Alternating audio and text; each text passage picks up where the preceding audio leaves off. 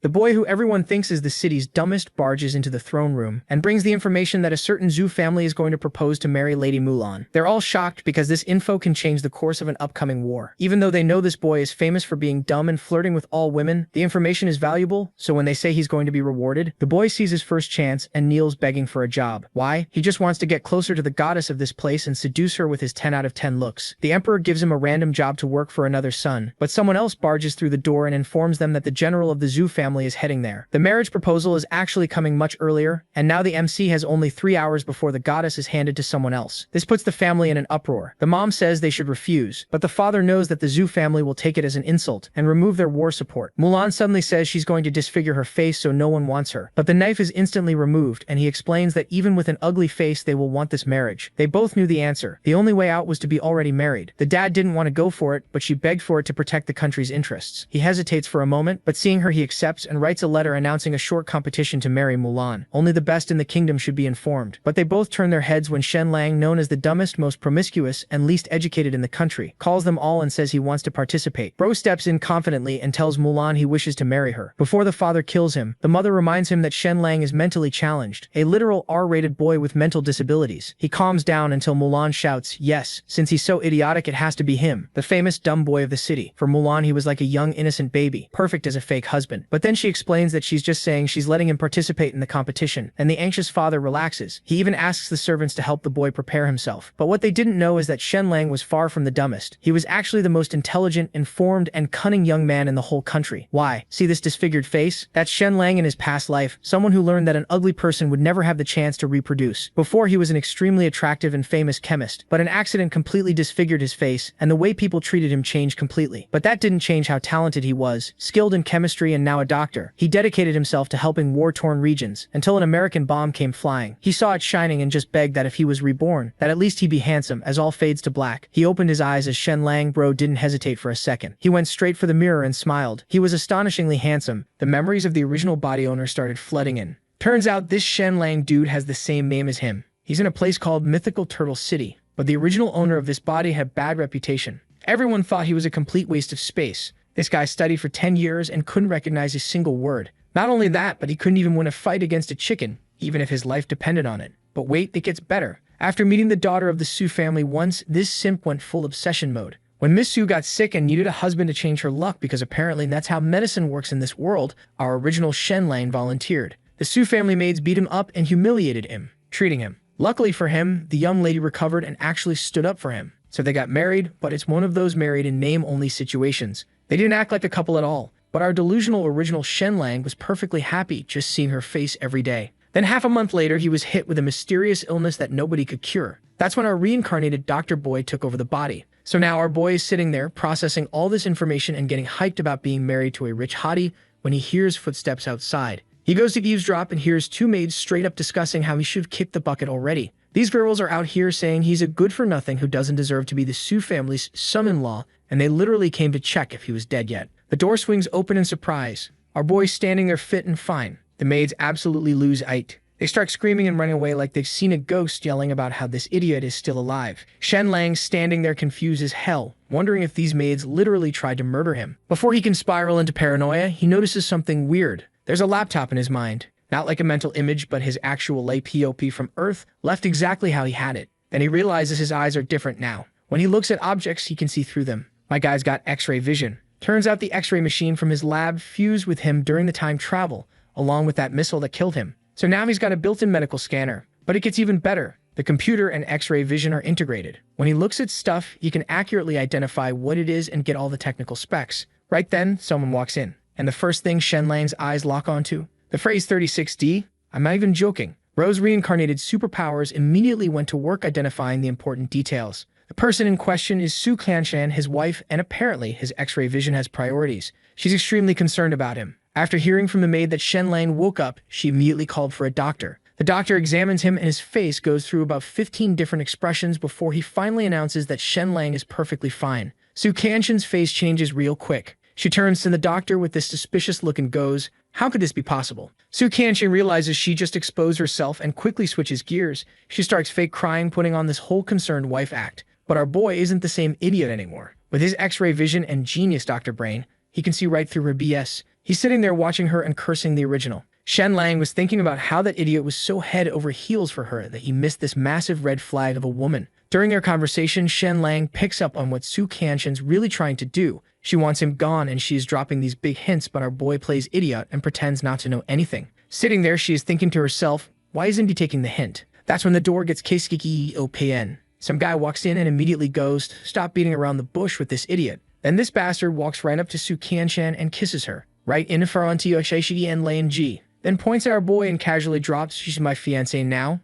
Get lost. Shen Lang's just standing there processing the fact that he got NTR'd before he even got to enjoy being married. Turns out Su Qianshan was only sick and needed some disposable husband for good luck. Now that she's better, he's getting the boot to the behind. Then this bitch sits next to our boy and tells him how he is nice but they don't fit together. Our boy realized that there is no helping it, so he turned to that bastard and told him that he'll leave as they wish, but nah, this bastard wasn't having it. He told our boy to leave the place in an hour or else. Now that they are gone and our boy is alone, our boy gets out of the bed quickly. Bro's not even sad. He's thinking with this new handsome face, finding another rich woman should be easy. Man's already planning his next gold-digging operation. But then he overhears Zhang Ji and Su Qianshan talking. They're discussing inviting Jin Mulan from the Earl's mansion. Shen Lang's gold-digger senses immediately activate. Jin Mulan, Earl's mansion, that's a major upgrade from the Su family. And he's already planning his triumphant return to make the Su family regret everything. Then we cut to our boy getting the boot and the man panel is seriously funny. Shen Lang doesn't even care. He's heading home, probably thinking about his master plan to bag Jin Mulan. Meanwhile, back at the Su family, some middle-aged dude is looking at our boy and orders his servant to take care of him. Su Qianshan told him to at least wait for a day, saying that she is worried about her reputation. The family head tells her they had to do this to keep Zhang Jai happy. Meanwhile, our boy's walking home at night when suddenly some big dudes jump him, telling him to come with them. He knows he can't fight them, so he just lets them take him. But what he daily is ending to expect is how ruthless the Su family actually is. These bastards are planning to bury him alive. The leader of this crew is some notorious underworld boss named Tian Hang. Dude's got hundreds of murders under his belt, an absolute menace within 100 miles. Shen Lang activates his X-ray vision to scope out the situation and notices something weird. There's a silver needle stuck inside Tian Hang's body. Tian Hang catches him staring and removes the claw from his mouth, asking what the hell he's looking at. Shen Lang just straight up tells him, yo, you've got a needle in your body and it's going to kill you. The whole crew exchanges looks. Even Tian Hang's stunned because not even his wife knows about this needle. Shen Lang adds that he can remove it. Tian Hang asks what he wants in return. Our boy lays out his terms, spare his life and tell him who want him dead. Tian Hang straight up laughs and says no. Shen Lang's completely confused. Does this guy have a death wish? Did he put the needle there himself? Then Tian Hang drops the truth bomb. Nobody hired him to kill Shen Lang. Turns out Shen Lang's brother borrowed 5 gold coins from him, and with interest compounding like a predatory payday loan, it ballooned to 100 gold coins. Since they can't pay, Shen Lang is getting buried alive as compensation. Then we cut to 2 months ago, right after Shen Lang married into the Su family, his father showed up trying to take him back home. The old man disagreed with the marriage, but the Su family's guards beat him up and threw him out. The original Shen Lang was so obsessed with Su Qianshan that he abandoned his own parentage for her. Then Shen Lang hears Tian Hang ordering his men to not only bury him, but also kill his parents. And Tian Hang's being merciful, he'll make Shen Lang's death quick. Just as the blade's coming down his neck, Shen Lang yells out, I'll repay you 1,000 gold coins. That's 10 times the debt. The blade stops right at his throat. Shen Lang says give him 3 days and he'll get the money. The bandits all look at each other, then at Tian Hang. The leader orders his goon to let go of our boy and tells him to bring back the money in 3 days. Seeing his reaction, our boy realized that the Su family gave Tian Hang a 3-day deadline to finish him off. But whenever Shen Lang agrees to the terms, Tian Hang has someone bring out paper to draft a written agreement. Shen Lang's like, nah, we don't need that. Then this absolute madman tears off a piece of his clothing, pricks his finger, and writes the agreement directly in his own below.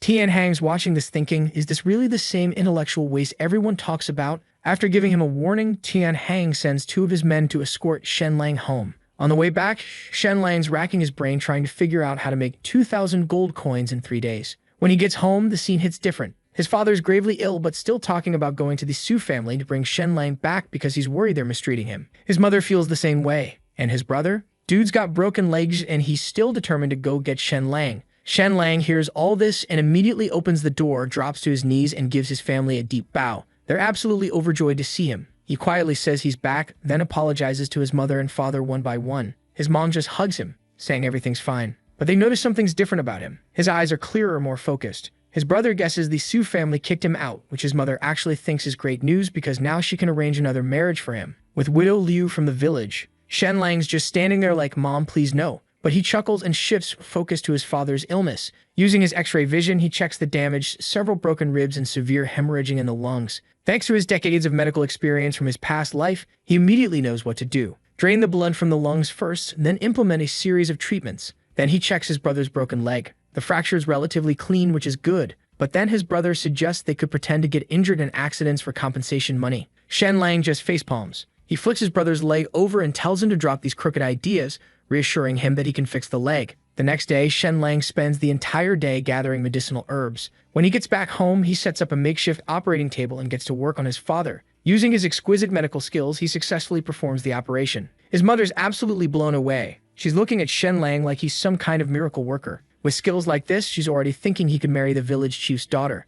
Shen Lang has seen the chief's daughter before and is immediately terrified by the idea. He quickly says he needs some fresh air outside. But as he's heading out, reality smacks him in the face. He's only got 2 days left. If he doesn't come up with the money, his entire family's dead. So much for relaxing. When he goes back inside, his mother brings him a basin of water to wash his feet. Shen Lang tries to refuse, but his mom looks like she's about to cry, so he gives in. The next morning, there's a knock on the door. It's the 2 bandits, telling Shen Lang to hurry up and make that money because time's running out. Hearing the knock, his mother walks out, and then these bastards start pretending to be his friends so his mother doesn't worry. Shen Lang's actually surprised at how quickly these bastards can switch up their attitude. He tells his mom they're heading to the city. She immediately offers them food, but one of the bandits says his home is on the way. They'll eat there. As they're about to leave, Shen Lang's mother grabs his hand and gives him a boiled egg, telling him to eat it when he gets hungry. Man, the wholesomeness is too much. Looking at the egg, our boy gets all emotional. He is thinking how there are only 2 eggs left in the house, and both his parents are sick, but his mom's giving her egg to him. So he hits her with that big idiotic smile and tells her he's okay.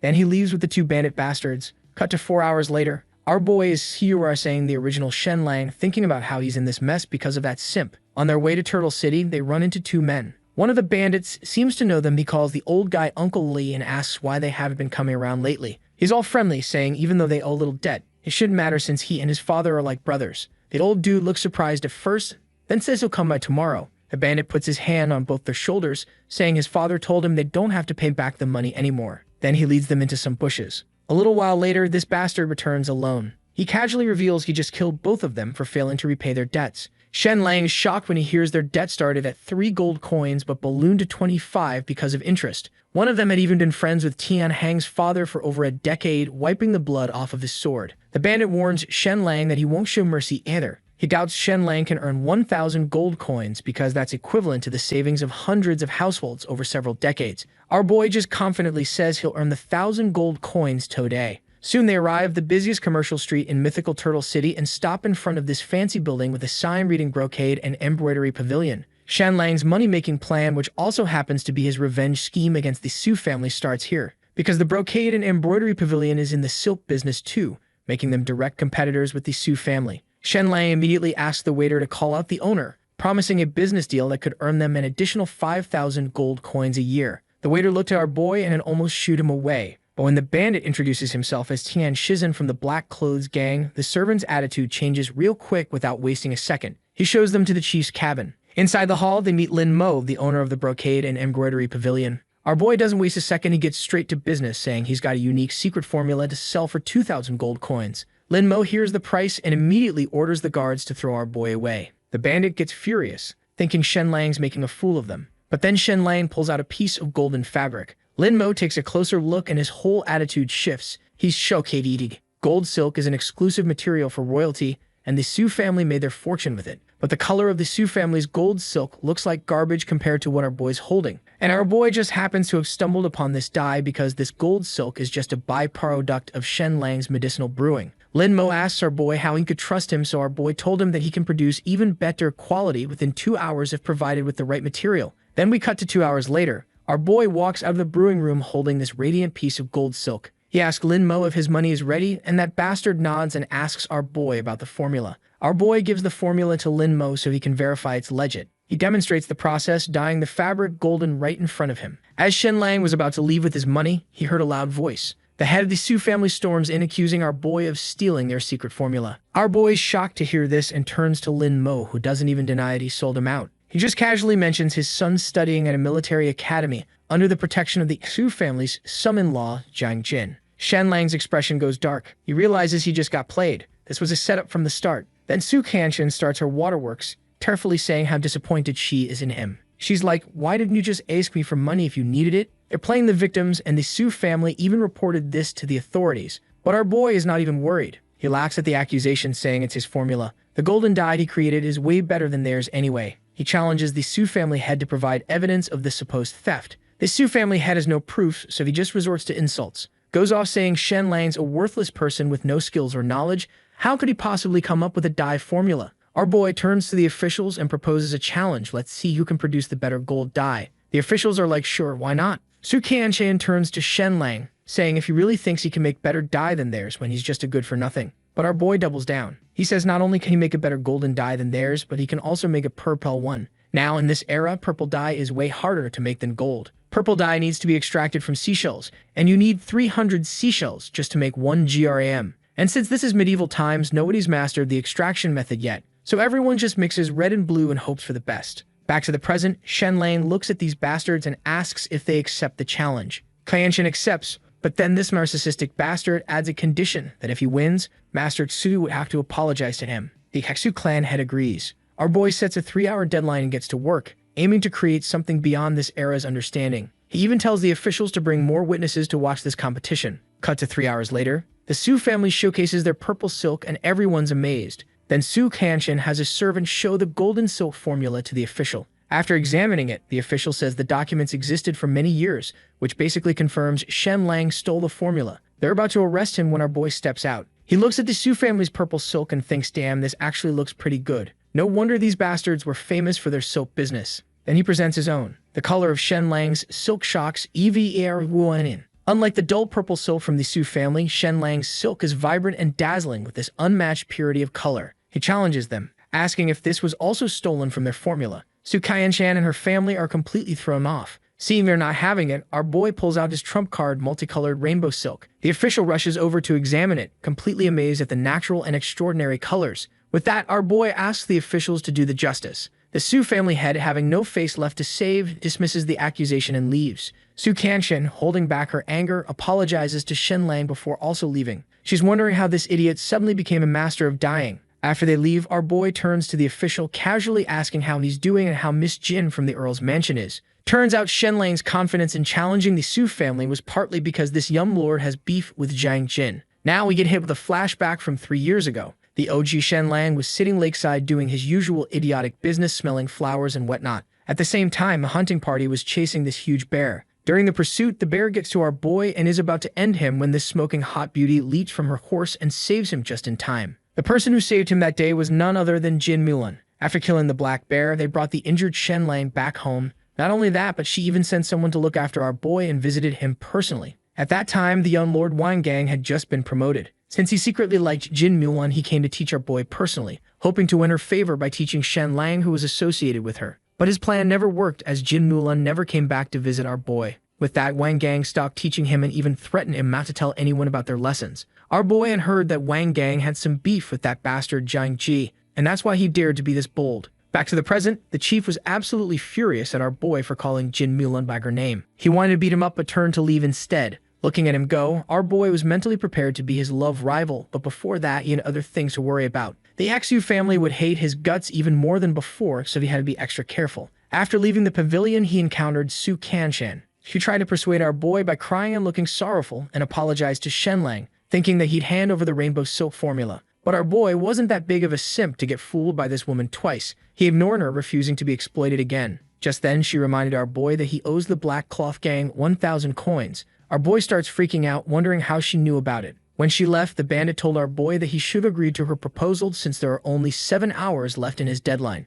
With that, he left, telling our boy to arrange the funds quickly to avoid any harm to his family. Shen Lang realized the gravity of the situation. Even if he paid Tian Hang, the Su family would likely continue to threaten his family to obtain the formula. He knew he had to find a permanent solution to this problem. Cut to some random street in the city. The sound of galloping horses comes from behind. Shen Lang squeezes through the crowd and sees a cavalry troop led by Jin Mulan. Seeing her, he gets an idea and decides to add a new element to his plan. As Jin Mulan's horse passes by, our boy deliberately lets himself get hit, faking an accident. He's hoping Jin Mulan, who once collided with him 3 years ago, would take him home this time. And it works. Jin Mulan immediately gets off her horse and checks if Shen Lang is breathing. Looking at him, she can't help but notice how handsome our boy is. At the same time, she's relieved to find him unharmed. She orders her men to take him to the Earl's estate for treatment. Shen Lang's feeling pretty good about himself. His ability to save his family and beat the Su family depends on how well he plays this. Our boy gets put in a carriage heading 20 kilometers away to the Earl's mansion. On his way, he is wondering how the Earl's estate of mythical turtle is completely different from the city. It's got its own manor and castle. The Su family, rich as they are, look broke compared to the Earl's estate. Inside the estate's council hall, Jin Mulan, dressed casually, meets with her father and mother. Her father asks how her military exercise went. She tells him everything, and he's pleased with her performance but worried about their family's situation. Jin Mulan's brother isn't up to the task, and the kingdom's starting to strip the nobility of their military power. Hearing this, she tells her father not to worry. She's not planning to marry and bail on them. She tells him she'll support their house so it won't fall, and she's staying unmarried for life to help her brother. Jin Sakai sighs, admitting his son's pretty useless. Just then, a servant walks in and says our boy requested an audience about Jin Mulan's marriage. Jin Sakai goes, "Who the hell is that?" The servant explains Jin Mulan picked him up on the streets. He lets our boy in. As he walks into the room, he gets straight to the point. He tells them the Zhu family wants a marriage alliance with the Earl's mansion, and that bastard Zhu Hongsu is planning to propose to Jin Mulan. Hearing this, both Jin Mulan and Jin Sakai are completely shocked to hear that. Turns out the Zhu family is the top aristocrat in the Yu kingdom. They're related by marriage to the ruler of the country and hold the position of governor of the southern province. Zhu Lin, who's famous for pacifying the south, is from this family. Jin Sakai's like, "Hold up, how the hell do you know this confidential information?" Our boy tells him he used to be a son-in-law in the Su family. Su Qianshan and her new fiancé Zhang Jin discuss this matter right in front of him like he was a piece of furniture. Jin Sakai asks his servant who exactly this guy is. The servant told him that he's the Su family's ex-son-in-law who got kicked out for supposedly stealing and behaving inappropriately toward a maid. Jin Sakai's blood pressure is skyrocketing right now. He wants to beat this dude up but holds back since he's got bigger problems on his plate. Jin Sakai, still skeptical because of the Su family's slander campaign, orders an investigation to verify these claims. Even though he has serious reservations about Shen Lang, he recognizes how serious this situation is and promises him a reward for the information. Our boy wants nothing more than to ask for Jin Mulan's hand right then and there, but he holds back. He decides to play the long game. So instead, he requests to stay at the Earl's estate and work there. His intention isn't just employment. He wants to be close to Jin Mulan and win her over. Jin Sakai agrees and says from now on, Shen Lang will study with his son. Just then a servant comes running in, absolutely freaking out. He tells Jin Sakai that Shu Lin arrived in the city last night and is heading to Xuanwu City right now. Both our boy and Jin Sakai start panicking. Shen Lang is thinking, why are these guys working so fast? He's already imagining this bastard showing up and bagging his Jin Mulan. Later, Jin Sakai gets confirmation that the earlier info was legit. Shu Lin had already arrived and wanted to catch them off guard so they couldn't refuse. The guy tells Jin Sakai that Shu's here to tear down the pillars of the Earl's mansion and take their military power. Mama Jin turns to her husband, asking if they can just refuse. He tells her they can't afford to offend the Zhu family, making refusal nearly impossible. Zhu Nulan considers disfiguring herself to get out of this marriage. Jin Sakai grabs the knife out of her hands, saying that his family comes first and not their family's centuries-old legacy. Wait, are we actually seeing a good dad in a manhua for once? He knows disfiguring herself won't solve the problem since the Zhu family is more interested in their family's elite troops anyway. The only solution now is arranging an immediate marriage for Jin Mulan to deter the Zhu family. Despite Jin Sakai's reluctance to sacrifice his daughter's happiness, Jin Mulan kneels down, insisting her greatest happiness is securing her family's future. After a long moment, Jin Sakai agrees to hold a suitor selection. He lists 5 candidates and tells his staff to invite them to the estate for Jin Mulan to choose from. Our boy, who's already decided Jin Mulan is his wife in his head, isn't about to let some random nobody have her. He declares his intention to join the competition for the position of son-in-law. He walks up to Jin Mulan and straight up says he wants to marry her. This infuriates Jin Sakai, who sees Shen Lang's participation as complete absurdity. I mean, can you blame him? From his perspective, some disgraced pervert just announced he wants to marry his daughter. He's about to end this fool when his wife calms him down, saying the whole town knows this guy's crazy, just let it go. Jin Sakai calms down and orders his servant to throw some gold coins at Shen Lang's face and escort him home. As they're taking him away, the hottie herself walks up to him. Her interest is piqued. She gets close and addresses them as 2 fools. Turns out he was the second fool, a nickname he earned in his village where he was part of a do known as the Foolish Pair. Jin Mulan's view of Shen Lang is like looking at a child, appreciating his innocence. She agrees to let him join the competition. Jin Sakai finds it ridiculous but lets it pass, confident Jin Mulan won't choose Shen Lang anyway. Shen Lang, however, is brimming with confidence, ready to outshine the other contenders. This guy really thinks he's got a shot. So we jump ahead 2 hours, and now we've got 6 dudes, including our boy Shen Lang, sitting in separate study rooms. Jin Mulan's running this husband selection process.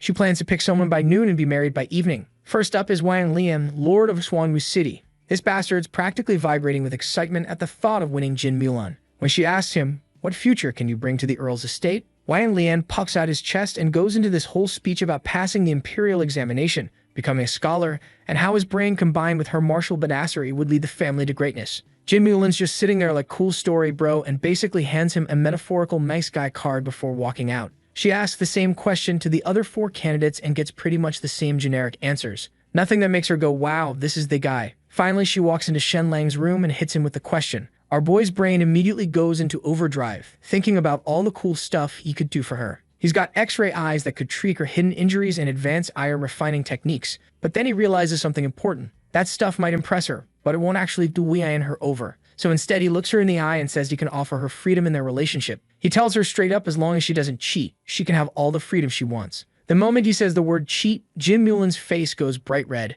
She turns around and starts walking out, probably cursing this idiot in her head for bringing up infidelity in a first real conversation. Like, dude, reading the room is a skill, learn it. But here's the thing, our boy calculated everything. He'd already seen through what Jin Mulan really wants. Autonomy and a husband who won't interfere with her life. That's her top priority, and he just served it up on a silver platter. Cut back to the hall where Jin Mulan announces to her parents that she's made her choice. Her father's practically bouncing with excitement, asking if it's Wang or Mo. After this dramatic pause, she told him that she chose Shen Lang. Jin Sakai's reaction is priceless. Man is absolutely furious, asking why the hell she picked the village idiot. Jin Mulan calmly explains her reason Ying. She's worried that if she marries some power-hungry dude, after her father dies, her husband might endanger her brother to grab control of everything. Only with our boy can the family legacy stay secure. Plus, the Zhu family can't threaten them if she marries someone with such a shitty reputation. And hey, all she really wanted was a handsome husband, and Shen Lang's got that going for him at least. Jin Sakai and Mother Jin understand where she's coming from, but they're absolutely heartbroken because everyone knows Shen Lang's reputation is in the gutter. Jin Mulan just bows deeply, begging them to honor her choice and let her marry him. She even spins his bad reputation as a positive if she marries the fool. Nobody will mess with their family. She's making some solid points, not gonna lie, but her parents are still not having it. Jin Sakai is feeling like the world's worst father right now, like he's sacrificing his daughter's happiness because his son couldn't step up. So he asks where Jin Mulan's brother is. When the servant tells him the brother's in his study, Jin Sakai goes, "Get me a whip." Mother Jin's eyes go wide. She asks him, "What are you planning to do with that?" But this man is in Nino Memuudi for questions. He just grabs the whip and storms off with Mother Jin chasing after him, both of them furious. In their minds, it's their son's incompetence that's forcing Jin Mulan into this situation. After a bit of traditional discipline, we cut to our boy learning he's been chosen. Shen Lang's whole demeanor changes instantly. This dude realizes he's about to become the son-in-law of mythical Turtle City's most prominent family. This new status means he's got protection against the Zhu family and everyone else who's wronged him. Man's already planning his revenge arc, but then something clicks. Shen Lang urgently tells Jin Stewart to get his family to safety ASAP because they're in serious danger. The steward recognizes that Shen Lang's about to be the Earl's son-in-law, so he immediately agrees,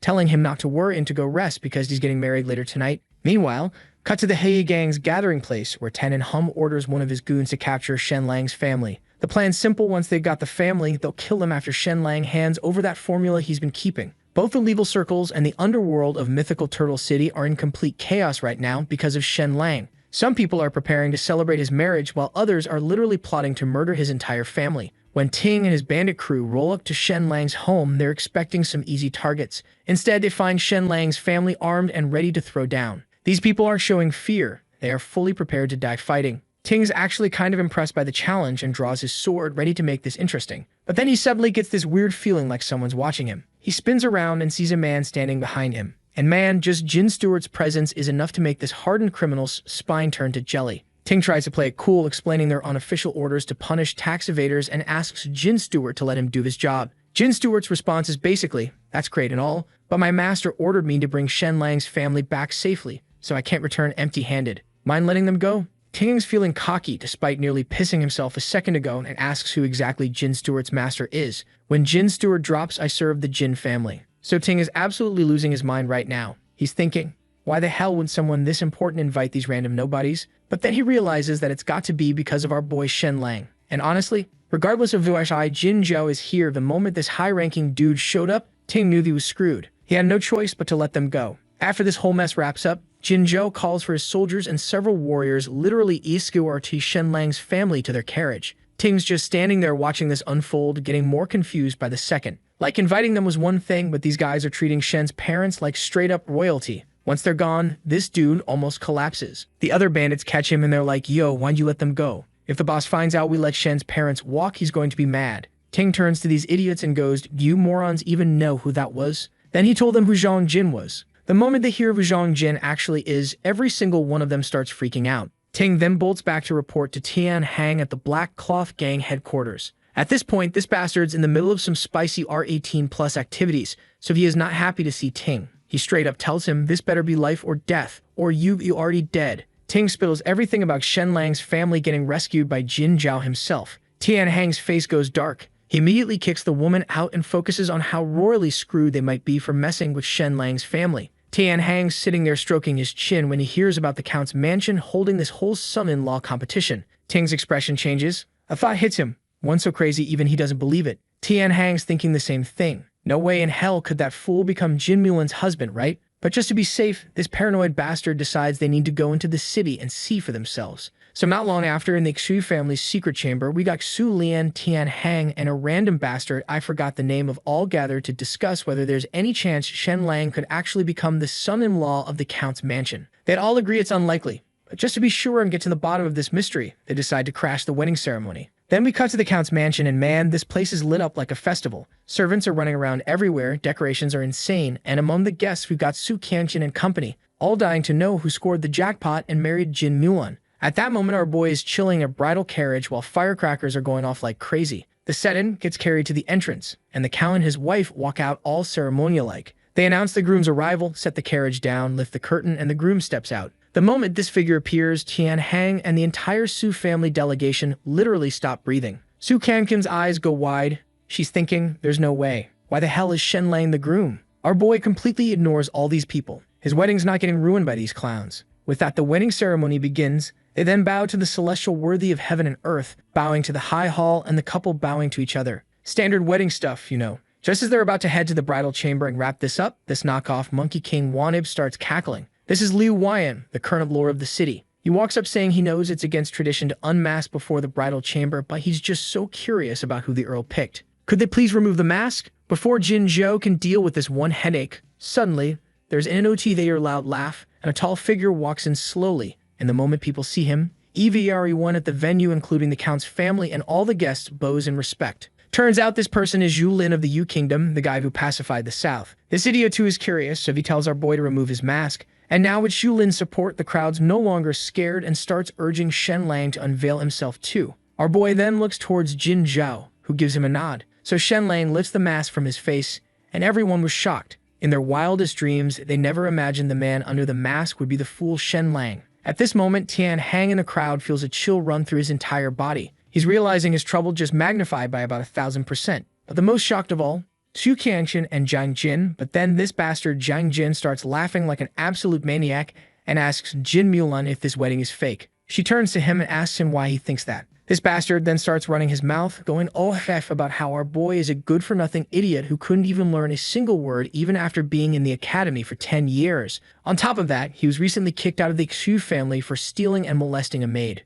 So how in the world could someone like that be Jin Mulan's husband? Just then, Jin Zhou asks this bastard if he has any PROF that our boy has a low IQ or if he is saying all this because he is jealous. And then another bastard raises his hand saying he could prove it. He claims he studied with Shen Lang and can testify that Shen Lang was indeed a fool or mentally challenged. Shen Lang recognizes the scholar Yang Xiong and has this moment of realization. It's always the familiar faces who betray you at crucial moments. Shen Lang looks at Yang Xiong and asks if he's got any actual proof that he's stupid. This idiot starts laughing and says that not being able to read a single word after 10 years is all the proof anyone needs. He says he'll write some characters for Shen Lang to read. If our boy gets them right, he'll apologize. Shen Lang's like, bet, let's do this. Yang Xiong grabs pen and paper and writes down a few characters. When Jin Mulan sees them, her jaw drops. The rest of the crowd are equally confused because literally nobody and I can read these things. Turns out this sneaky bastard wrote 3 characters that look familiar but are super easy to misread. This smug idiot's standing there all triumphant, telling Shen Lang if he can't read them, he has to admit he's brain dead right here in front of everyone. Our boy activates his cheat code and just casually starts reading them off one by one, explaining what each one means like it's nothing. He's breaking down pronunciations, origins, the whole 9 yards. Yang Xiaoling's standing there watching his whole world crumble. Turns out this fool only knew 2 pronunciations for one of the characters, and Shen Lang just dropped 4 different ones without even breaking a sweat. Shen Lang shakes his head, all disappointed, calling out Yang Xilong for having the audacity to test him when he doesn't even know his own material. Then he turns to Yang Xilong's teacher, the former lord of the city, and asks if he got everything right. After this painful silence, the old man nods. The crowd goes absolutely wild, but our boy's not done. He says it's only fair if Yang Xiong reads some characters he writes. Yang Xiong's sweating bullets but agrees because backing down now would be even worse. Shen Lang writes these characters that look normal at first, but when you put them together, nobody can figure out what they mean. He tells Yang Xiong he only needs to read 4 characters. Yang Xiong spots some familiar ones and confidently blurts out, "I am an idiot." The entire crowd loses it. People are dying laughing. Even Jin Mulan's covering her mouth, trying not to crack up. This idiot just called himself a fool in front of everyone at a wedding. His teacher's face goes bright red, and he quickly dismisses Yang Xiong before this gets any worse. Now the teacher's embarrassed and wants to save face, so he decides to challenge our boy. He writes this super obscure character on paper. Jin Mulan and the crowd gather around to look, but nobody recognizes it, except our boy, because this character is actually well known in modern times. Yang Xiong, who apparently loves getting humiliated, starts trash-talking again. Shen Lang ignores him because some clowns aren't worth acknowledging. Our boy knows the modern pronunciation is Yuan, but he also knows the ancient pronunciation might be completely different. When he realizes the old lord knows what it means but not how to say it, Shen Lang is like, "Oh, I can work with this." Yang Xiong, still running his mouth, jumps in again. Shen Lang proposes a bet. If he's right about the character, Yang Xiong slaps himself. If he's wrong, he'll slap himself. This fool Yang Xiong agrees immediately. Shen Lang points at the character and says it's pronounced Ren. Yang Xiong freaks out, going, "How can anyone even verify that?" Shen Lang calmly explains it probably means something like stab or pierce. The old lord's face changes immediately. He is standing there wondering how the hell this fool knows something that scholars haven't even confirmed yet. For a second, he thinks about calling Shen Lang a liar, but he can't because other people also know the meaning. If he denies it now, he'll look like an idiot. So this bastard changes his tune and admits our boy was correct. Yang Xiong's standing there completely dumbfounded. Everyone's shocked. The village fool just schooled the city's scholars like it was nothing. Our boy's knowledge impressed everyone, including Jin Mulan, who's looking at him with actual admiration now. Shen Lang's gaze turns to Yang Xiong, clearly saying, "Time to pay up, buddy." Yang Xiong shoots this resentful look at his teacher, hoping for backup, but the old man just turns away. So this fool bitterly slaps himself in front of everyone. Our boy's loving every second of this. Before taking off, this bastard told our boy that he'll take revenge for this. Jin's father, for the first time, shows some actual satisfaction toward our boy and tells him it's time to introduce Jin Mulan to his parents. But just then, Zhulin calls out for Shen Lang to wait. As our boy turns toward him, Zhulin points and goes, "Kid, you're quite interesting. I'll remember you." Our boy, playing dumb, bows and politely says, "Thank you for your high regard." Zhulin laughs at this response, but everyone knows that laugh isn't exactly friendly. Meanwhile, our boy's parents are feeling super out of place. They're humble folk who don't want to embarrass their son, so they chose not to attend the main ceremony. They're even hesitant to wear the fancy robes the Count's mansion sent them, worried they might damage something expensive. When our boy arrives at the back hall, he immediately drops to his knees, saying, "Your son pays his respects, father and mother." Jin Mulan, without hesitation, also kneels down and says, "Your daughter-in-law pays her respects to you both." Seeing this, our boy is surprised. He is thinking how she's not putting on airs or looking down on his parents. She's genuinely respectful. Man's thinking she's beautiful inside and out. Shen's mother quickly helps Jin Mulan to her feet. After Jin pays her respects with a toast, she leaves our boy alone with his parents. After dinner, his parents don't want to overstay their welcome, so they head home in their carriage. Then we cut to the bridal chamber. Jin Mulan walks in, her face all red. Seeing this gorgeous beauty, this bastard can't help but stare. Jin Mulan's too shy to look directly at him and sits on the bed. Both of them are just sitting there awkwardly, neither knowing who should make the first move. Our boy, trying to be the man here, thinks about taking the lead, but Jin Mulan indicates she has something to say first. She reveals that she was forced into this marriage by the Zhu family and had no choice but to find a husband quickly. However, she's already considering herself a married woman and vows not to truly remarry. As for wifely duties like bearing children, Jin Mulan says she's unable to fulfill them. Our boy gets it, expecting to consummate the marriage on day one, especially with someone of Jin Mulan's status, is unrealistic. He signals his understanding and respect for her feelings. But then Jin Mulan, not wanting our boy to feel cheated and knowing the importance of producing an heir, calls for a personal maid. Our boy quickly notices the maid's attractive figure marked by her impressive assets. Jin Mulan instructs her maid to take good care of Shen Lang for the night. Our boy's internally like, "Wait, what?" But Jin Mulan shakes her head, explaining that since she can't bear children for him, it's best if he fulfills this duty with her maid to ensure a swift continuation of his lineage. This bastard doesn't waste a single second and asks the maid Little Bing to help him undress. Man, I really can't understand these Chinese MCs. Jin Mulan, hearing this, looks stunned and quickly bolts from the room. Little Bing's face turns bright red with embarrassment, but then tears start falling from her eyes. And not just a few tears, this girl starts sobbing. Our boy realizes something's wrong and asks if she's unwilling. Little Bing doesn't speak and just continues crying harder and harder. Our boy feels awkward as hell, realizing even the maid seems reluctant to be with him. Not wanting to force anything, he tells Little Bing to go sleep in the next room. She quickly leaves and our boy just decides to go to sleep. No fun for this bastard tonight. The next day, Jin Mulan prepares some gifts for our boy to take home and asks if he has any goals or ambitions he wants to share. Shen Lang initially says he has no particular goals, but seeing Jin Mulan's dissatisfied look, he quickly states he has a major goal: destroy the Su family and make Su Qianqin kneel before him begging for mercy. Jin Mulan looks at him all surprised. This is more about revenge than an actual life goal. She points out how difficult targeting the Su and Zhang families would be since they're backed by the powerful Zhu family, and the Count's mansion has its limitations. Our boy then asks if he can at least target Tian Hang, but Jin Mulan explains that Tian Hang is a military officer of mythical Turtle City who recently aligned with the Zhang family. Touching him would provoke a conflict with the city's leadership. Our boy's getting frustrated by all these constraints. Finally, he asks if he can at least use his identity as the son-in-law to slap Ting Hang in the face. When she says that's something he can do, our boy's like, bet, and takes off immediately. Before anyone could even ask where the hell this dude thinks he's going, our boy had already dipped. But not before stopping by his father-in-law's place to pay his respects. When they asked about his plans, our boy played it smooth, completely dodging the whole "I'm about to ruin some lives" angle, and instead going with the classic "gonna serve my parents." Jin Mulan's folks ate that up, thinking he's this stable, responsible guy. They were so impressed they loaded him up with gifts. Our boy thanked them and headed out looking all fancy with 2 soldiers as escorts. He initially planned to roll up in a carriage, but then he spots this majestic white horse and thinks, you know what? I'm going to ride that and make a grand entrance. Cut to 2 minutes later and this dude can't even figure out how to mount the damn horse. So yeah, back to the carriage it is. When our boy's carriage pulls up to Black Cloth Gang territory, the guards are ready with their bows drawn. But someone stops them, like, yo idiots. That's from the Count's mansion. As our boy steps out, he greets Tian Hang with this big smile.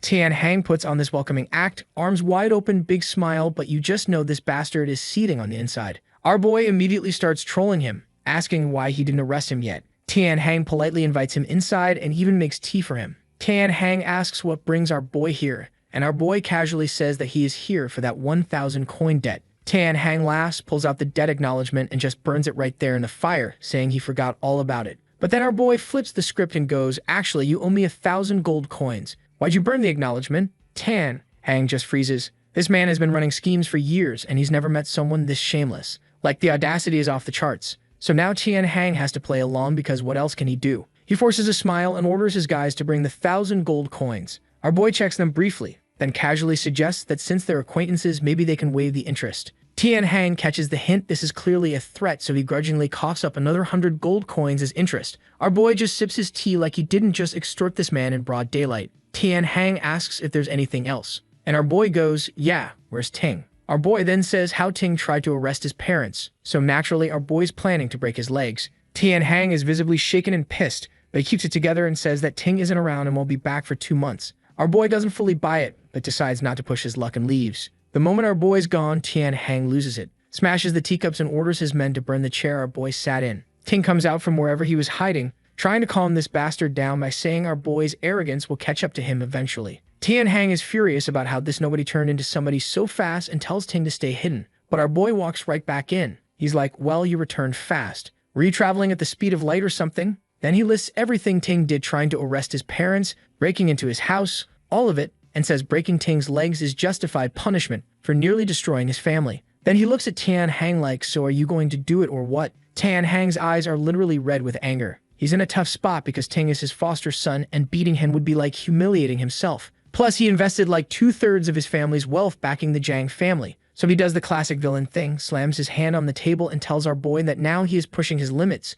The 2 soldiers from the Count's mansion immediately draw their swords to protect our boy. Our boy then asks this bastard if he thought about going too far when he threatened his family. Tian Hang laughs and brings up the Count's mansion's whole love the people like your own children principle, warning our boy about tyranny and karma. Our boy's not interested in this philosophical debate and looks at the soldiers, but they're just bodyguards, they're not getting involved in this drama. Tian Hang tells our boy to be forgiving and let grudges go. Our boy, realizing he's not going to force Tian Hang's hand today, makes a vow. Tomorrow, he's making Tian Hang break Ting's legs himself and apologize in person. After leaving Tian Hang's place, Shen Lang returns home and distributes the gifts from Jin Mulan's parents to his family. He gives his father some gold coins to build a new house. He promises his brother, once he's recovered from his injury, a better future, an opportunity to prove himself. His brother then casually tells our boy that once he gets fit, he wants to marry that widow. Just like that, the day passes and our boy is ready to return. As he was about to leave, his mom stopped him and told him to check on Dasha. The last time she heard, things weren't looking good for him. Now Dasha is literally our boy's only friend from back in the day. This dude was kind-hearted, simple, honest, and an idiot like our boy. But whenever our boy got bullied as a kid, Dasha would literally use his own body as a shield. Despite having some mental challenges, Dasha was built like a tank, which made him useful for heavy labor. That's the only reason his stepmother didn't kick him out. She just mistreated him instead. Our boy decides to check on him because he's concerned. When he gets to Dasha's house, he only finds the stepmother and younger brother. The stepmother says Dasha's out working, which is weird because his mom literally just told him Dasha was in trouble. Something's not adding up. Our boy hands over a bag of silver coins for Dasha's meals, and the stepmother's eyes light up. She promises Dasha will be well fed. But then Dasha's little brother looks at our boy and tells him that Dasha might not actually get to eat. Our boy wanted to beat the hell out of these two right then and there, but he immediately left to find him. And what he finds is absolutely horrifying. Dasha's in critical condition, covered in blood, looking like a skeleton with severe chest injuries. Our boy checks for a pulse and thank God he's still alive. When Dasha wakes up, he's actually happy to see our boy.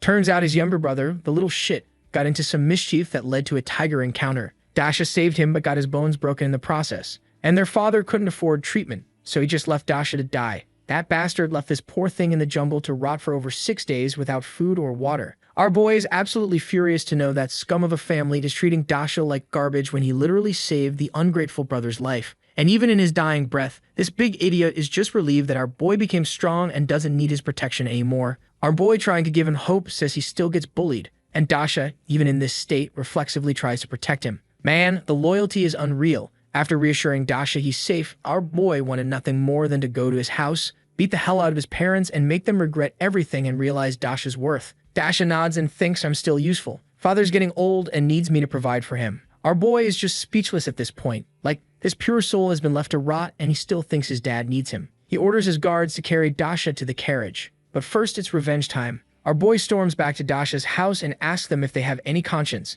The stepmother's all casual about it, saying they didn't have money for treatment. And that absolute waste of oxygen goes, it doesn't matter if a fool like Dasha dies. Our boy doesn't say a word, just flips their entire table in rage and kicks the brother hard in the lower abdomen, so hard this dude's rolling on the ground in agony. He casually says your pain is no thing compared to what Dasha suffered. The stepmother freaks out, yelling about his audacity and insulting him, calling him a worthless son-in-law only fit to die alongside Dasha. Our boy pushes her away because he won't hit a woman and she falls into a water basin. She threatens to complain to the Count's mansion, but our boy calmly tells her he's not with the Su family anymore, so go ahead and try. Then he just leaves with his guards. He rushes back to the Count's mansion with Dasha. Jin Chang, this guy who's the chief of internal guards and also a former candidate for son-in-law, stops him. He sees Dasha's critical state and angrily questions our boy's authority to bring a stranger into the mansion and orders him thrown out. Our boy stops the guards and tells Jin Chang that this stranger is his friend and tells him that he was critically injured and needs treatment now. The guards are frozen, not knowing who to listen to. Jin Chang, after losing to our boy, wanted nothing but to rub his authority in his face, so he didn't allow him entry, and our boy realized his position in the mansion is pretty weak. He's basically alone here. So fine, he'll take Dasha to the city for treatment himself. As he climbs back onto the carriage, Jin Chang watches with this smug, satisfied look. But then Jin Sakai and Jin Mulan come out to see what all the commotion is about. Jin Chang reports what happened, and when Jin Sakai hears that our boy's friend is dying, he immediately orders a doctor to treat Dasha. Jin Mulan personally takes control of the carriage and apologizes to our boy for the inconvenience, showing her full support. Our boy genuinely feels touched by his wife's support. He's realizing he's not completely alone in this mansion after all. But Jin Chang, still salty about the whole situation, tries to intervene again. Jin Mulan just gives him this ice-cold stare, pulls out a whip without saying a word, and in the most chilling voice tells him to turn his back. Jin Chang wants to say something, probably about to make excuses, but one look at her expression, and he just turns around. Jin Mulan doesn't hesitate. She whips him so hard it tears through his leather armor and leaves this bloody mark. She warns him that our boy is her husband, making him Jin Chang's master, and he better correct his attitude. Then this bastard is saying that he learned his lesson. After the doctor finishes treating Dasha, it's confirmed that Dasha's out of danger and will make it out alive. Jin Mulan's all happy and playfully calls Dasha our boy's big brother.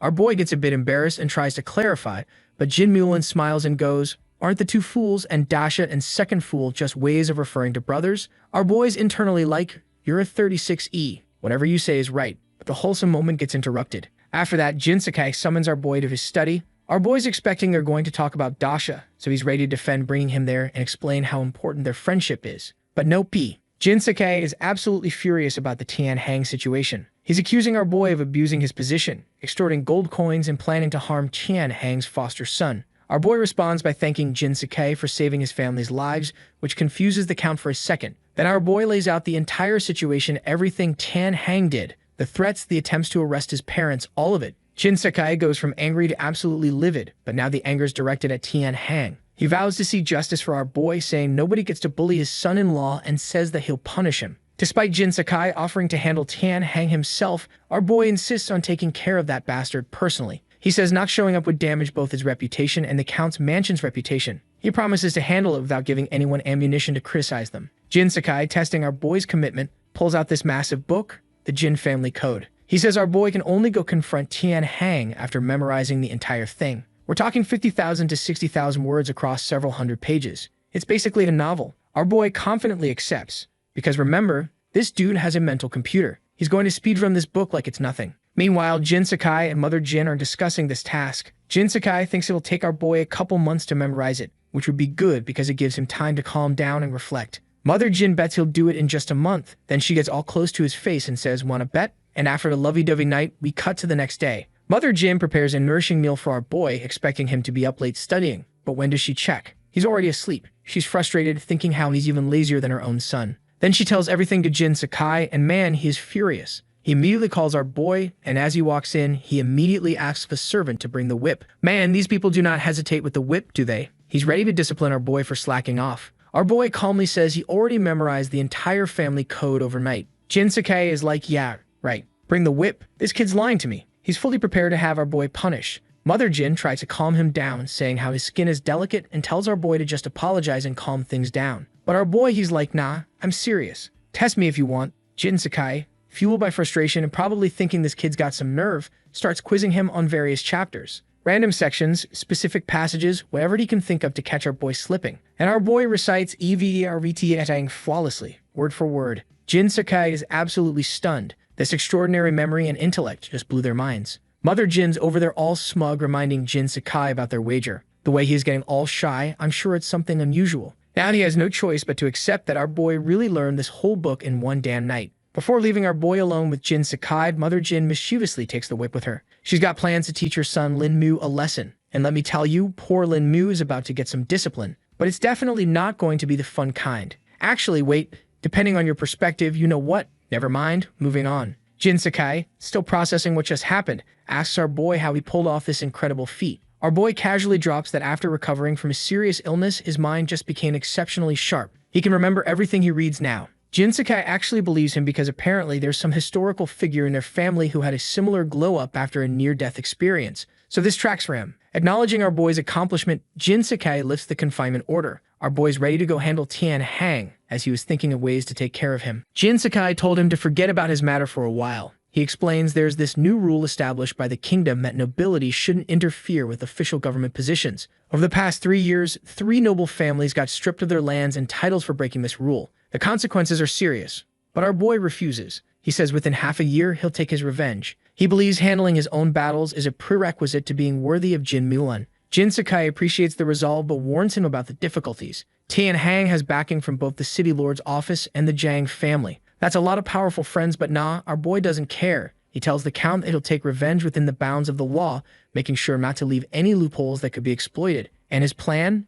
It's beautifully simple. He's going to target Tian Hang's gambling houses, which have a monopoly in mythical Turtle City, and keep winning gold coins until it exceeds Tian Hang's limits. This will hurt him financially and potentially destabilize his standing with his supporters. So our boy arrives at one of Tian Hang's gambling houses and gets greeted by Tian Shiju. This bastard is sure that our boy is here to gamble, and given his skills, he is confident that he can make him lose thousands. Thinking about this, he can't stop smiling. His joy only grows when our boy shows up, owes you any gold coins, and asks for a loan to gamble. Our boy starts by borrowing 1,000 gold coins, converts them into chips, and goes for a simple dice game. You bet on whether the roll is low or high. Our boy confidently places all his chips on high for his first bet. The crowd and the beautiful dealer are excited. When the dice reveal 10 points, our boy wins and doubles his chips to 2,000. This bastard was freaking out about how our boy won 1,000 coins like it's nothing, but to him, it was an initial bait to lure him in. The dice rolls again and our boy once again bets all his winnings again on high, and wins again. Now he's got 4,000 gold coins. Tian Shiju, this bastard, has now started freaking out because even on a good month, the casino can only make about 2,000 gold coins, so they have already lost too much, so he steps in to personally handle the dice. And the reason this bastard is so confident that he can stop our boy is because Tian Shiju is a master of dice manipulation and a trusted confidant of Tian Hang. He can control the dice to roll high or low and even change the numbers after they land. But our boy realizes what this fool is up to, so he says that he has grown tired of playing dice and would now want to play Pai Gao, a card game similar to dice, betting on high or low outcomes, but with tons of opportunities for cheating like marking cards. After hearing that, this bastard can't stop grinning, thinking this is his chance to defeat our boy. But our boy insists on using a new deck of cards because he is very well aware of the tricks these cheating bastards could pull. Once our boy inspects the new deck and confirms it's unmarked, the game begins. With his X-ray vision, this game too is not a big deal for our boy. Tian Shiju draws a strong hand, so our boy knows about it, so without even glancing at his own cards, he once again bets 1,000 gold coins confidently. Everyone standing there is thinking about how our boy is an absolute madman betting such an amount that one could live like a king in one game, but Tian Shiju still hasn't given up and matches the bet. When the cards are revealed, our boy wins, and the shock on Tian Shiju's face is priceless. But this was just the beginning of Tian Shiju's nightmare. Round after round, our boy continues his strategy of not looking at his cards and betting 1,000 gold coins each time. And he wins every time, so the crowd starts calling him the god of gamblers. Over here, Tian Shiju's completely freaking out. He's lost more than 10,000 gold coins to our boy. It's such a big amount that he is sure that Tian Hang would kill him. Now this bastard doesn't have the guts to continue, so he calls it a day and steps outside. Meanwhile, over at the Su family mansion, Tian Hang and the Su family head are all smiles, waiting for our boy to crash and burn. They're sure he's going to drown in gambling debt any minute now. But their little celebration dies fast when a panicked Tian Shiju bursts in. The vibe instantly shifts. Tian Hang, already pissed at how nervous he looks, snaps at him and demands to know how much our boy lost. He's expecting something like 10,000 gold coins, enough to ruin the Count's mansion and kick our boy straight out. While these idiots are fantasizing about what they'll do to our boy when that happens. While this poor bastard was on the ground, they're freaking out trying to gather the courage to tell them that our boy didn't lose. You go on. 16,000 gold coins. Tian Hang's laugh freezes midair. He stares at Tian Shiju like he just heard the dumbest joke ever and asks again, and Tian Shiju tells him the whole story. As he said that, the whole room went dead quiet. Tian Hang grabs him by the collar, yelling about how the hell our boy managed to win an amount that equals his entire yearly income. He starts wondering if the guy cheated or pulled some trick. But Tian Shiju's bawling now, saying it was a clean win. Tian Hang shoves him aside and turns to the Su family head like, "Didn't you say that guy's a total loser? Since when did he turn into a monster?" The Su family head's just as confused, with no clue what's going on. That's when Su Qianqian steps in and says getting mad won't help, they should go see it themselves. Tian Hang shoots up right away, ready to storm out. Su Qianqian reminds him not to forget his backup, the city lord and the prefect's mansion. Tian Hang nods and rushes out toward Fortune Casino. As he got there, he saw a whole crowd. One of them turned and noticed the entire crowd, then turned and demanded money from him, as he was trying to figure out what the hell is happening. Our boy steps out of the crowd and tells him that he won 19,000 gold coins and would like his money now. Tian turns and looks at that poor bastard and asks, "What's this 19,000 he is talking about? Didn't you say it was 16,000? Our boy filled him in on the details, telling him that in the meantime, he won an additional 3,000 gold coins and these guys bet with him and won, so in total Tian had to pay 26,000 gold coins. When Tian Hang hears it's now 26,000 gold coins, this bastard almost has a heart attack because that's almost half of his savings, and our boy just casually brought him near bankruptcy. Because yeah, Tian Hang makes a fortune every day, but he's also got hundreds of people under him to support. Losing 26,000 gold coins would legitimately bankrupt him. So as not to lose face in front of the public, he asked our boy to come inside and have a chat.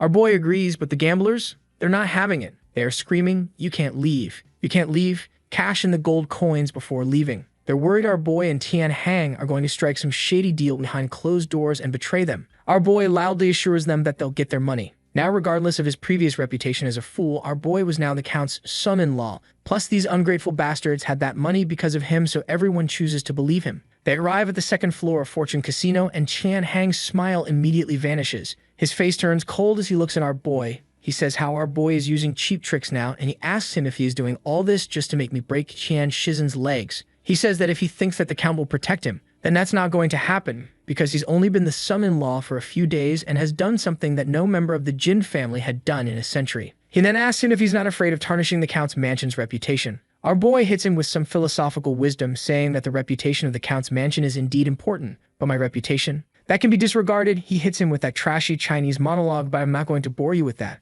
Just know it. Basically, it meant that he's saying his reputation's already trash, so he's got nothing to lose. This instantly chokes Chan. Hang up. He stops making pointless arguments. But then this bastard told our boy that he can forget about his 19,000 gold coins because he's not even going to get 1,900 even if he begs him, and the thing about breaking Qian Shizen's leg, that's also not going to happen because giving him money meant one thing because he can earn it back, but if he loses his reputation, it's gone. He can never have it back. Our boy just laughed and told him that he got it all wrong. He didn't want the 19,000 gold coins. He wanted both the 19,000 gold coins and wanted him to break Tian Shizen's legs. This pissed off this bastard, and he told our boy that he'll never give him even a single gold coin. And then he just casually walks to the window, opens it, and tells the gamblers that their gold coins will be fully redeemed. The gamblers immediately cheer for Tian Hang. This breaks our boy's method of using the gamblers' power against him. Plus, Tian Hang knows those gamblers will eventually lose the money back anyway. A gambler's money is never won for long. He looks at our boy smugly, thinking he won. Our boy claps hard. What a move. Then he questions Tian Hang.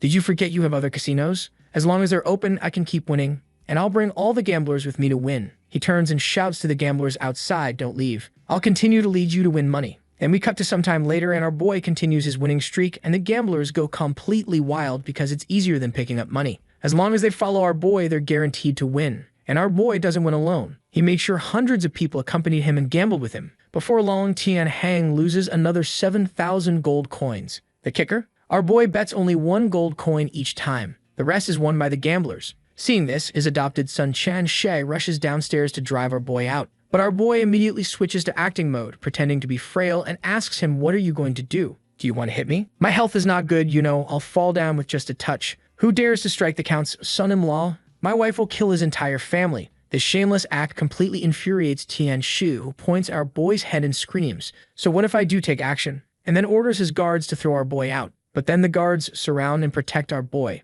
And countless gamblers also rush over, forming a protective circle around him, shouting, whoever dares to touch Shen Lang will have to step over our dead bodies. Tian Shi is dumbfounded, unsure what to do next. At that moment, Tian Hang appears and directly announces they're closing for the day and tells everyone to come back tomorrow to cash in their winnings. And these guys are getting furious, saying, how can they just close the casino when they are losing? Before they could lose their mind about it, our boy just casually suggested that they should go to the other casinos that Tian Hang owns. This bastard then told Tian Shi to go to the other casinos and order them to close for the day. Tian Hang can only announce all other casinos are also temporarily closed. Who knows how much pain Tian Hang felt making this decision? Because these 5 casinos account for more than 60% of his daily income. Now that they're all closed, the daily losses are astronomical. Tian Hang regrets not having dealt with our boy permanently before. But little did this bastard know that at that time our boy was going to be the least of his worries. Because those 5 gambling houses amounted to 60% of his income, and with these casinos shutting down operations, his income took a massive hit. And just when things couldn't get worse, a deadly strike comes at him from another angle. A messenger arrives and tells him that Zhang has called for him. He goes to the Aksu's house and sees their family head there. The guy asks if what he heard is true. Tian Hang nods, confirming that yes, he's closing his gambling houses. Now here's the thing. Shutting down the gambling house is way more problematic than just the money issue. Previously, in search of protection, he agreed to give 35% of his income to the Zhang family. And the Su family, acting as agents for the Zhangs, is now demanding Tian Hang agree to our boy's terms, and Tian Hang didn't like that at all. He told him that Tian Shizen is one of my most outstanding adopted sons. Breaking his legs would dishearten my men and ruin my reputation. But then a voice comes from next door ordering him to agree to it regardless. It's Zhang Sei. He continues and tells him not to delay because every day you delay, you're losing money. Better to agree sooner than later. I promise you, one day we'll kill Shen Lang and then you can take your revenge. Shen Lang is just a small fry.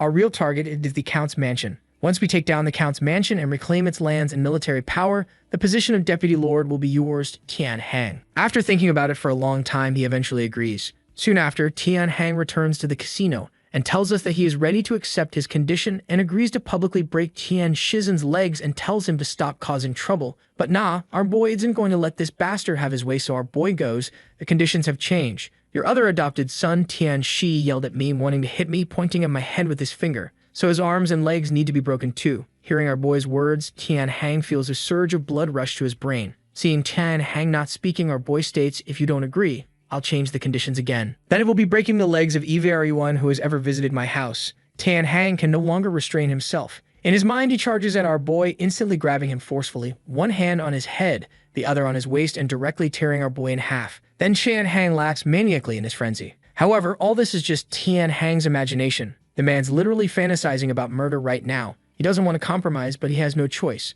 Tian Hang looks at our boy for a long time before agreeing. He agreed to his demands to break Tian Shizen's legs and Tian Shi's arms and legs in public, but Tian Hang still underestimated our boy's ruthlessness. Our boy goes, "Not only that, but you must also completely expel them from the Black Clothes gang. They are not to be visited, left to fend for themselves. If they are not miserable enough by then, I will come to trouble you again." Tian Hang collapses, holding his head in his hands. Boy, he is angry, but now he was too deep into it, so he just screamed, telling our boy that he accepts all of his conditions. Then we cut to some time later at the entrance of Fortune Casino. Tian Shizen and Tian Shi are tied up for public viewing, and this bastard Tian Hang is putting on a whole performance. He gets close to both of his sons and tries delivering this emotional speech about how he loves them and how they were his favorite. But he can't help the situation, but none of them wants to hear anything from the backstabbing bastard anymore. So he turns to the public and puts on that public act about how his two sons harbored personal grudges against our boy and acted behind his back for revenge and nearly caused a great disaster, saying how Master Shenlang is not only the son-in-law of the mythical Turtle Count's mansion,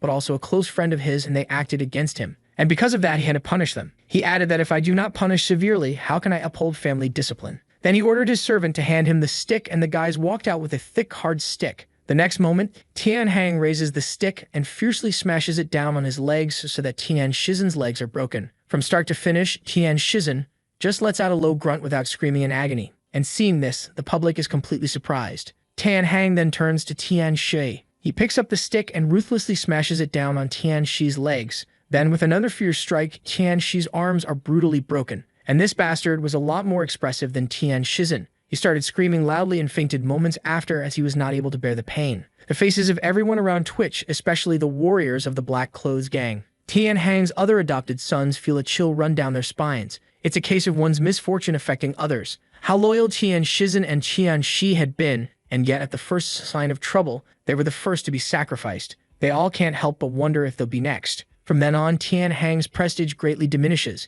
He's lost the hearts of the Black Clothes gang. After breaking the legs of his two adopted sons, Tian Hang asks our boy, "Are you satisfied now?" Our boy gives this wicked smile. "I am satisfied, but there are still some loose ends to tie up." Tian Hang's face drastically changes, and he tells our boy that he's now pushing his luck. But nah, our boy doesn't care. He tells Tian Hang that he's not asking for much since Tian Hang still owes him 19,000 gold coins. As our boy said, Tian's mind immediately started thinking about how he has already lost tens of thousands of gold coins because of our boy. So where the hell is he supposed to find more money to give our boy now? And just because our boy is a professional gaslighter, he goes, "How about this? You first give me 2,000 gold coins, and for the remaining 17,000, write an IOU. How about that?" As our boy said, this bastard was fuming red because 2,000 gold coins are already the last of Fortune Casino's cash flow. And our boy is not giving him time to think. He immediately threatens him, saying either give him money or otherwise, one day his legs might unintentionally walk into the casino again. And starts throwing the tantrum, saying how it's getting late and how his wife must really be getting anxious at home and how the food will not taste good once it's cold. These words completely break Tian Hang's last nerve. He picks up a stick,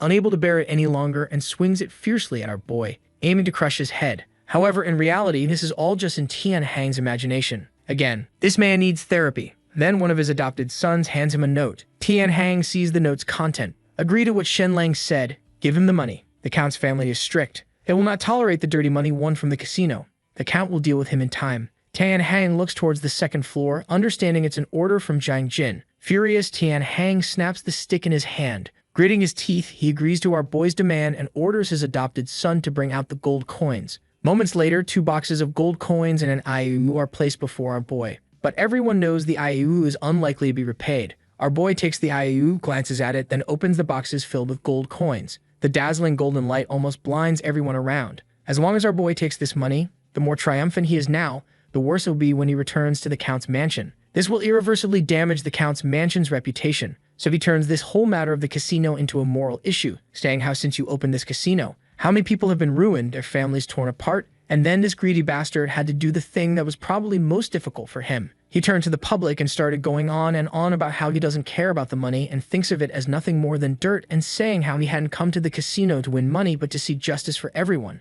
My father-in-law, the Count, has always said to love the people as one's children. Saying this, our boy grabs a handful of gold coins and scatters them towards the surrounding crowd. All will be given back to the people. Immediately, the crowd goes absolutely wild, scrambling for the gold coins our boy had thrown. Tian Hang watches the scene, his eyes nearly popping out. The man is truly about to explode. Not only did our boy force him to break his adopted son's legs, but he also used his money to win over the hearts of the people. This is not only an insult to his character, but also an insult to his intelligence. Tian Hang is already holding back frustration, and at this point, he can no longer bear it. He directly vomits blood from anger. Meanwhile, inside the casino, Zhang Jin witnesses the scene and is somewhat surprised by our boy's tactics. But the next moment, he curls his lips into a smile and turns to Mayor Lu and says, with the situation now so chaotic, "Isn't it especially easy for Shen Lang to suffer a sudden misfortune?" This ugly bastard clearly understands what Zhang Jin wanted to say. With the crowd fighting over the gold coins below, if a stampede occurs, it wouldn't be traced back to them. And if our boy accidentally gets trampled, it would seem like an accident. Plus, they'll get to blame the Count's mansion for this mishap, since it was because of our boy that the stampede happened.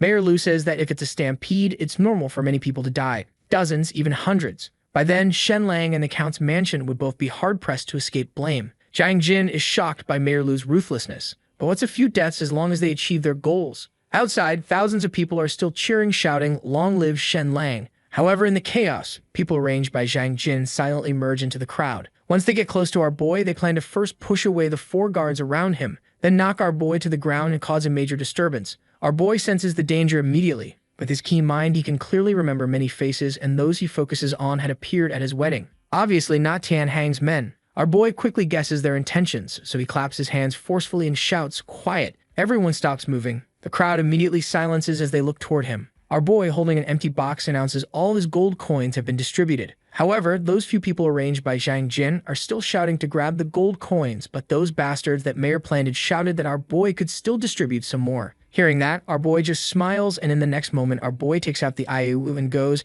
"I also do not want the 17,000 gold coins. This is all your hard-earned money, so I will hand over this IOU to the mayor, letting the mayor recover the debt for you to be used entirely for aiding the poor families of mythical Turtle City." Instantly, the crowd erupts in cheers. Seeing those few men still pretending to be part of the crowd and pushing towards him, our boy immediately runs towards the 2nd floor of Fortune Casino. He had used his X-ray vision earlier to see Mayor Lu was upstairs. At the same time, Mayor Lu upstairs is shocked. Our boy is actually dragging him into this. Just as he thinks of escaping through the back door, our boy has already reached the 2nd floor. He grabs Mayor Lu and brings him to the window, calling the countless people outside to look their way. In that instant, the few men outside cease their actions, daring not to cause any more disturbances. Then our boy hands the IOU to Mayor Lu in front of all those people and says that he may be a humble status, but the mayor, as the leader of this city, if he were to stand up to recover the debt for the countless poor, surely Tian Hang, that bastard, would not dare to default upon it. Man, our boy is really toying with these bastards now, because hearing this, Mayor Lu is completely stunned. The IOU was originally just a piece of waste paper, and now he's actually expected to repay the debt. At this moment, Mayor Lu feels that our boy is a venomous snake that devours men without owing anything. If he refuses to take the IOU, his reputation will be completely ruined, so he just puts on a smile, assuring our boy that he will certainly not fail his trust. With that, our boy turns to the people below, says some sweet words, and then takes his leave. Meanwhile, at the mythical Turtle Count's mansion, Jin Sakai paces back and forth repeatedly, asking his servants if our boy has returned yet. He's worried about our boy's safety. After all, Tian Hang has the cunning Mayor Lu and the ruthless Zhang Jin behind him. Mother Jin told Jin Sakai not to worry too much, saying that Shen Lang had them and the Count's mansion backing him so that bastard Tian Hang wouldn't dare to go too far. At that moment, a servant returns with news. Jin Sakai asks, "How did it go? How much did Shen Lang lose? Did Tian Hang lay a hand on him?" Jin Hui reports to him that nothing of that sort happened. Instead, our boy bankrupted Tian Hang and even forced him to break the legs of Tian Shizhen and Tian Shui in public. Upon hearing this, both Mama Jin and Jin Sakai are shocked. They couldn't believe how our boy, just one person, managed to deal with Tian Hang alone. The Count then ordered Jin Hui to come to his chamber and tell him the whole report, and he did. He told him everything that happened, including our boy's tactical wit and ability to turn situations around. Jin Sakai is amazed by our boy's actions and relieved that he maintained the reputation of their Count's mansion. However, he still wants to beat our boy up because today's situation, although our boy won, was too risky. Anything could happen, so he decides to discipline our boy a bit, fearing he'll become even more reckless in the future. Then we cut to some time after it's almost nighttime and our boy returns to the mansion sneakily and looks around and sees that there is no one there, so he thinks that he was saved, but Jin Sakai has been waiting for a long time, and as he enters, he addresses him, saying that the gambling god is back. Our boy is instantly taken aback. Father-in-law, you dignified count actually hid behind the door to ambush me. Regardless, our boy quickly admits his fault and Jin Sakai begins to loudly scold him. However, before he can say much, our boy bows again in apology, mainly acting obedient. Clearly, Jin Sakai doesn't want to let our boy off so easily, but our boy keeps admitting his mistakes, so Jin Sakai really didn't have much to say after that. At that moment, Mother Jin comes up to mediate, saying how our boy's intentions were good. Then, pretending to be angry, she says, Shen Lang, you must not go to casinos anymore, or I will have to punish you. After saying this, she shows concern for our boy and asks him if he is hungry. Jin Sakai is speechless. Is that it? You're usually quite strict with your own son, quick to discipline. Why do you soften up with your son-in-law? Annoyed and unable to let it go, Jin Sakai grabs our boy's hand, telling him, starting today, you are grounded again. You can move around inside the mansion, but you are not to step outside the Count's mansion. Our boy is taken aback and then asks, what condition do I need to meet to be allowed out? Jin Sakai says flatly, none. When you've learned to behave and improve yourself, then you'll be released. Our boy is stunned again. Didn't expect that just one day out, though it was a spectacular day, would result in being confined again. Jin Sakai is actually doing it for our boy's own good. In case Chan Hang and his group really take drastic actions, it would be too late to protect him then. So deciding to be thorough, Jin Sakai orders everyone to keep an eye on Shen Lang. Everyone responds in unison. Our boy really feels like crying now. Today, the man was on a roll, dominating, only to come home and be put in solitary. Seeing our boy sulking, this old bastard is happy, but Jin Sakai still feels something is missing. Then we cut to some time after, and the Count's son is having his daily sessions with the whip, and the funny thing is that he doesn't even know why he is getting so much love. Well, we know it's all because our boy's clever and outstanding performance makes their own son seem even more foolish by comparison. On the other hand, when our boy returns to the courtyard, he finds Jin Mulan wearing a suit of armor. Curious, our boy asks Jin Mulan, why are you wearing armor at home? The answer he gets is that Jin Mulan was afraid something would happen to our boy and was ready to lead troops into the city to rescue him. Our boy is surprised at this and also feels warmed by it. He decides to help Jin Mulan remove the armor before they go eat together. Jin Mulan doesn't refuse, opening her arms to let our boy help her. After removing Jin Mulan's armor, our boy's breathing becomes somewhat rapid. Seeing Jin Mulan's snake-like waist, her powerful long legs, and her explosive figure, our boy is utterly fascinated. And man, can't blame the guy. She's hot. Our boy calmed himself down and thanked Jin Mulan, but she just shook her head and said it was nothing, then told him she was proud of what he did today, but warned him to think carefully before acting in the future. This bastard then wrapped his arms tightly around Jin Mulan from behind. Jin Mulan tensed up, feeling our boy so close to her. She got all red but didn't let it show on her face, but then this bastard decided to be brave and Jin Mulan felt our boy's hands sliding down. Jin turned and grabbed our boy's hands and asked him exactly what he thinks he is doing. Our boy fired back, can't blame me for this. Your skin's too smooth. It made my hands slide down on their own. It was completely unintentional.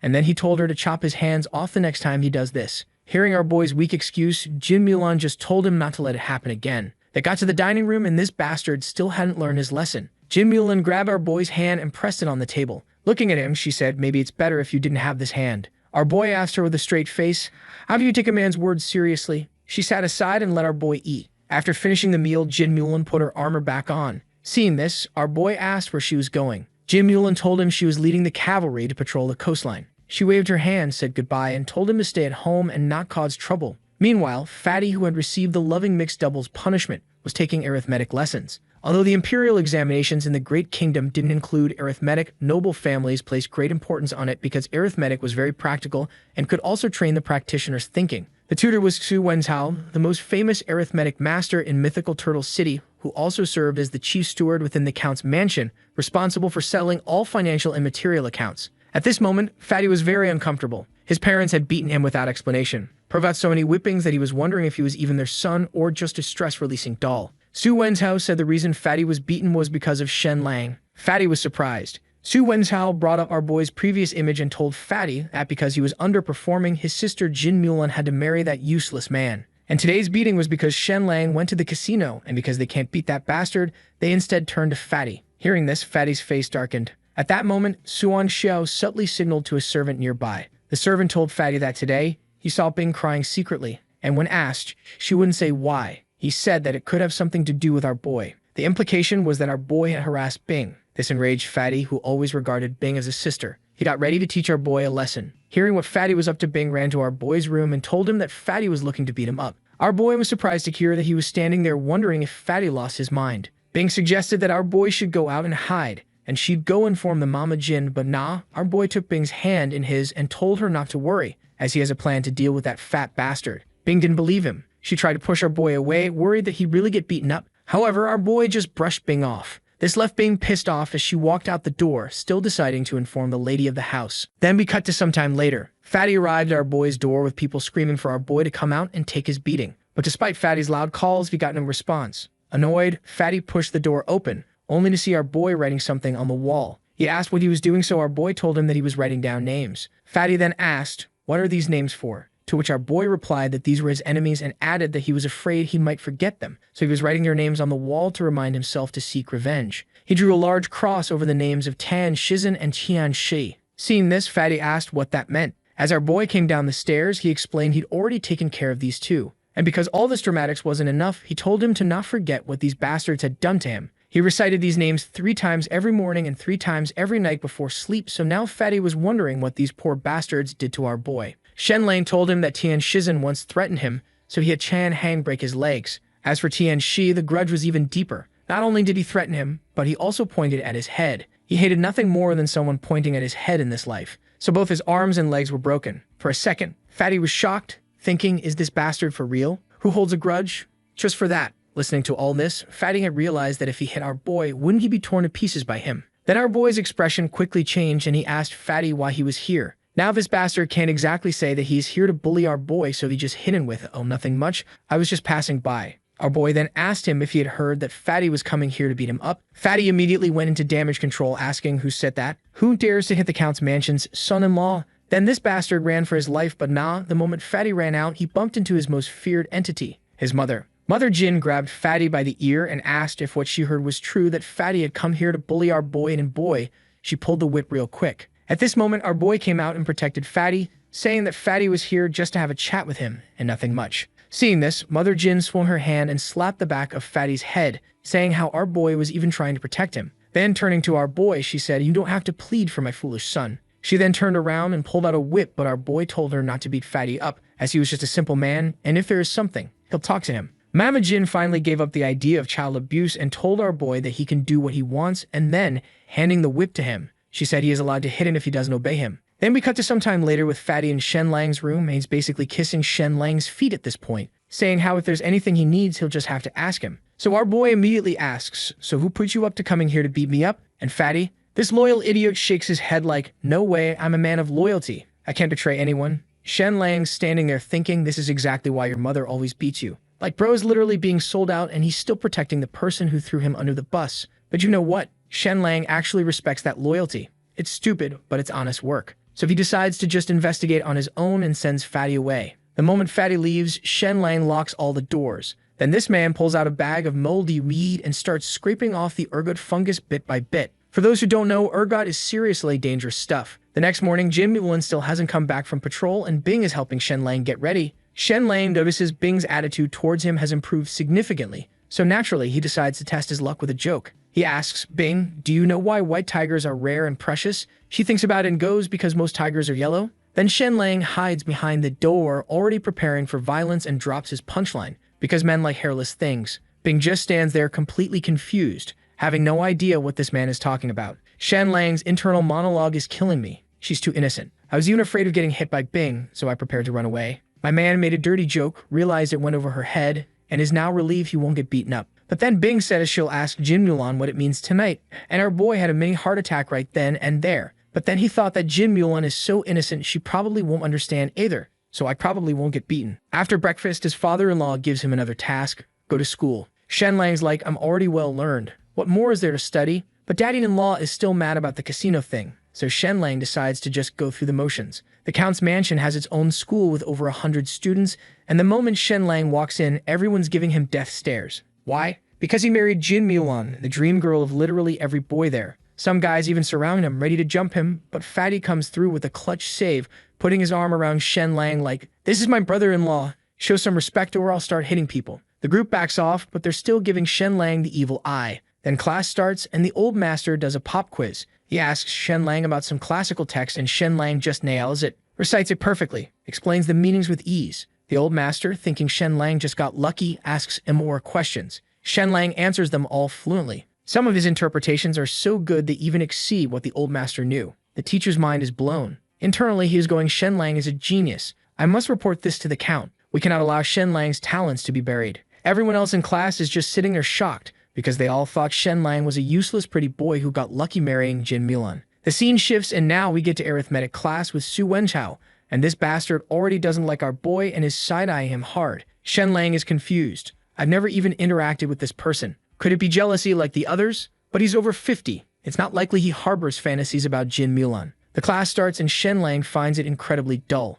The content is literally elementary school level stuff, so naturally he falls asleep. Su Wenchao immediately notices it and starts screaming at our boy. He even prepares to hit Shen Lang's palms as punishment, and our boy is like an old man. Aren't others asleep as well? This confirms his suspicion he's being specifically targeted. He wonders why. Could Su Wenchao be related to one of Jin Mulan's 5 suitors? Su Wenchao grabs Shen Lang's wrist to discipline him, and our boy tries to explain that he already knows what he was teaching, but nah, that old idiot isn't having it. He thinks that our boy was lying, so now it's 30 slaps and he'll have to kneel for 3 hours in front of Confucius. Shen Lang looks at him coldly and says, I respectfully decline. The whole class is cheshostekig. Su Wenchao's face goes red, blood boiling, and he slams his ruler on the desk so hard it breaks in half and starts screaming, Shen Lang, you're ignorant and yet you dare defy your teacher. I'm going to report this to the Count's mansion. Then he storms out. Fatty goes pale and tells Shen Lang that if Jin Sakai were to find out, he would get a good beating, but nah, our boy is not concerned about that. He asks Fatty, was it Su Wenchao who instigated you yesterday? Fatty shakes his head, playing dumb.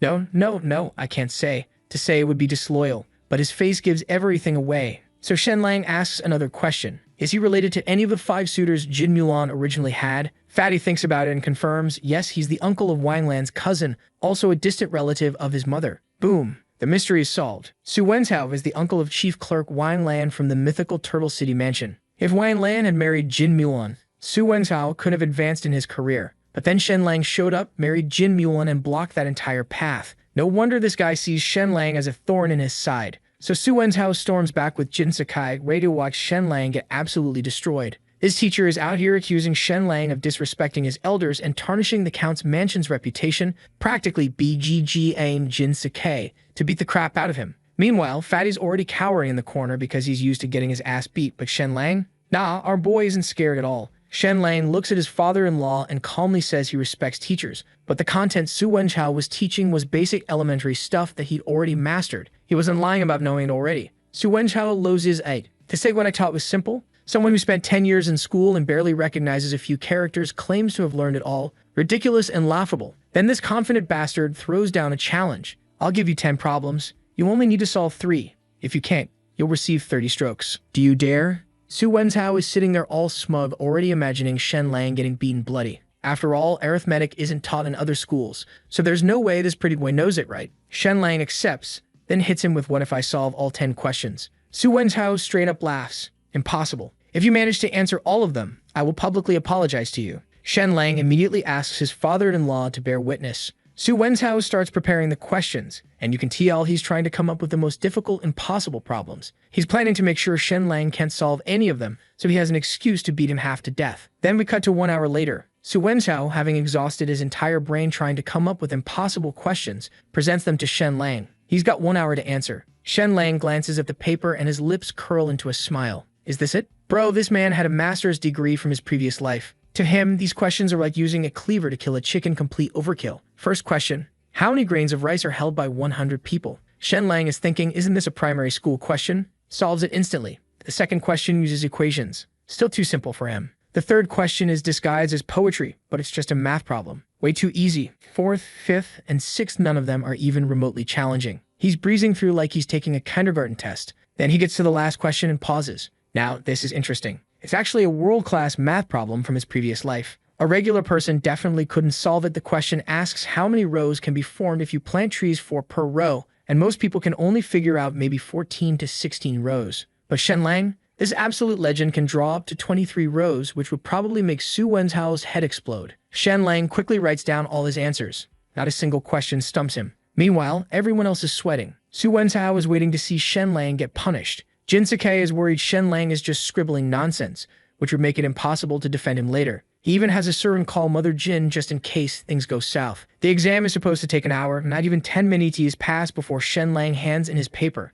Everyone's shocked. Jin Sakai and Su Wenzhao, all of them are just staring. Su Wenzhao grabs the paper to review it, and the moment he sees the first answer, his expression changes. Is correct. He checks the second question, also correct. 3rd through 9th, all paraphrased are correct. Su Wenzhao's face is twisting like he's about to have a stroke. He can't accept that all his hard thinking resulted in questions Shenlang solved like they were nothing. Shenlang then asks, did I get them all right? Su Wenzhao immediately looks at the 10th question, convinced there's no way our boy could solve it. But when he sees Shenlang's answer of 23 rows, his eyes nearly pop out of his skull. This teacher has spent over a decade on this problem and only managed 16 rows. He's standing there thinking, is Shenlang human or a ghost? His entire pride is crumbling. Now this bastard didn't want to admit defeat and lose face, so he just rips Shenlang's paper to HRES, throws it on the ground, and STMPS on it while screaming, what a mess you've made. It's utterly unbearable to look at. But Shenlang just stands there unfazed.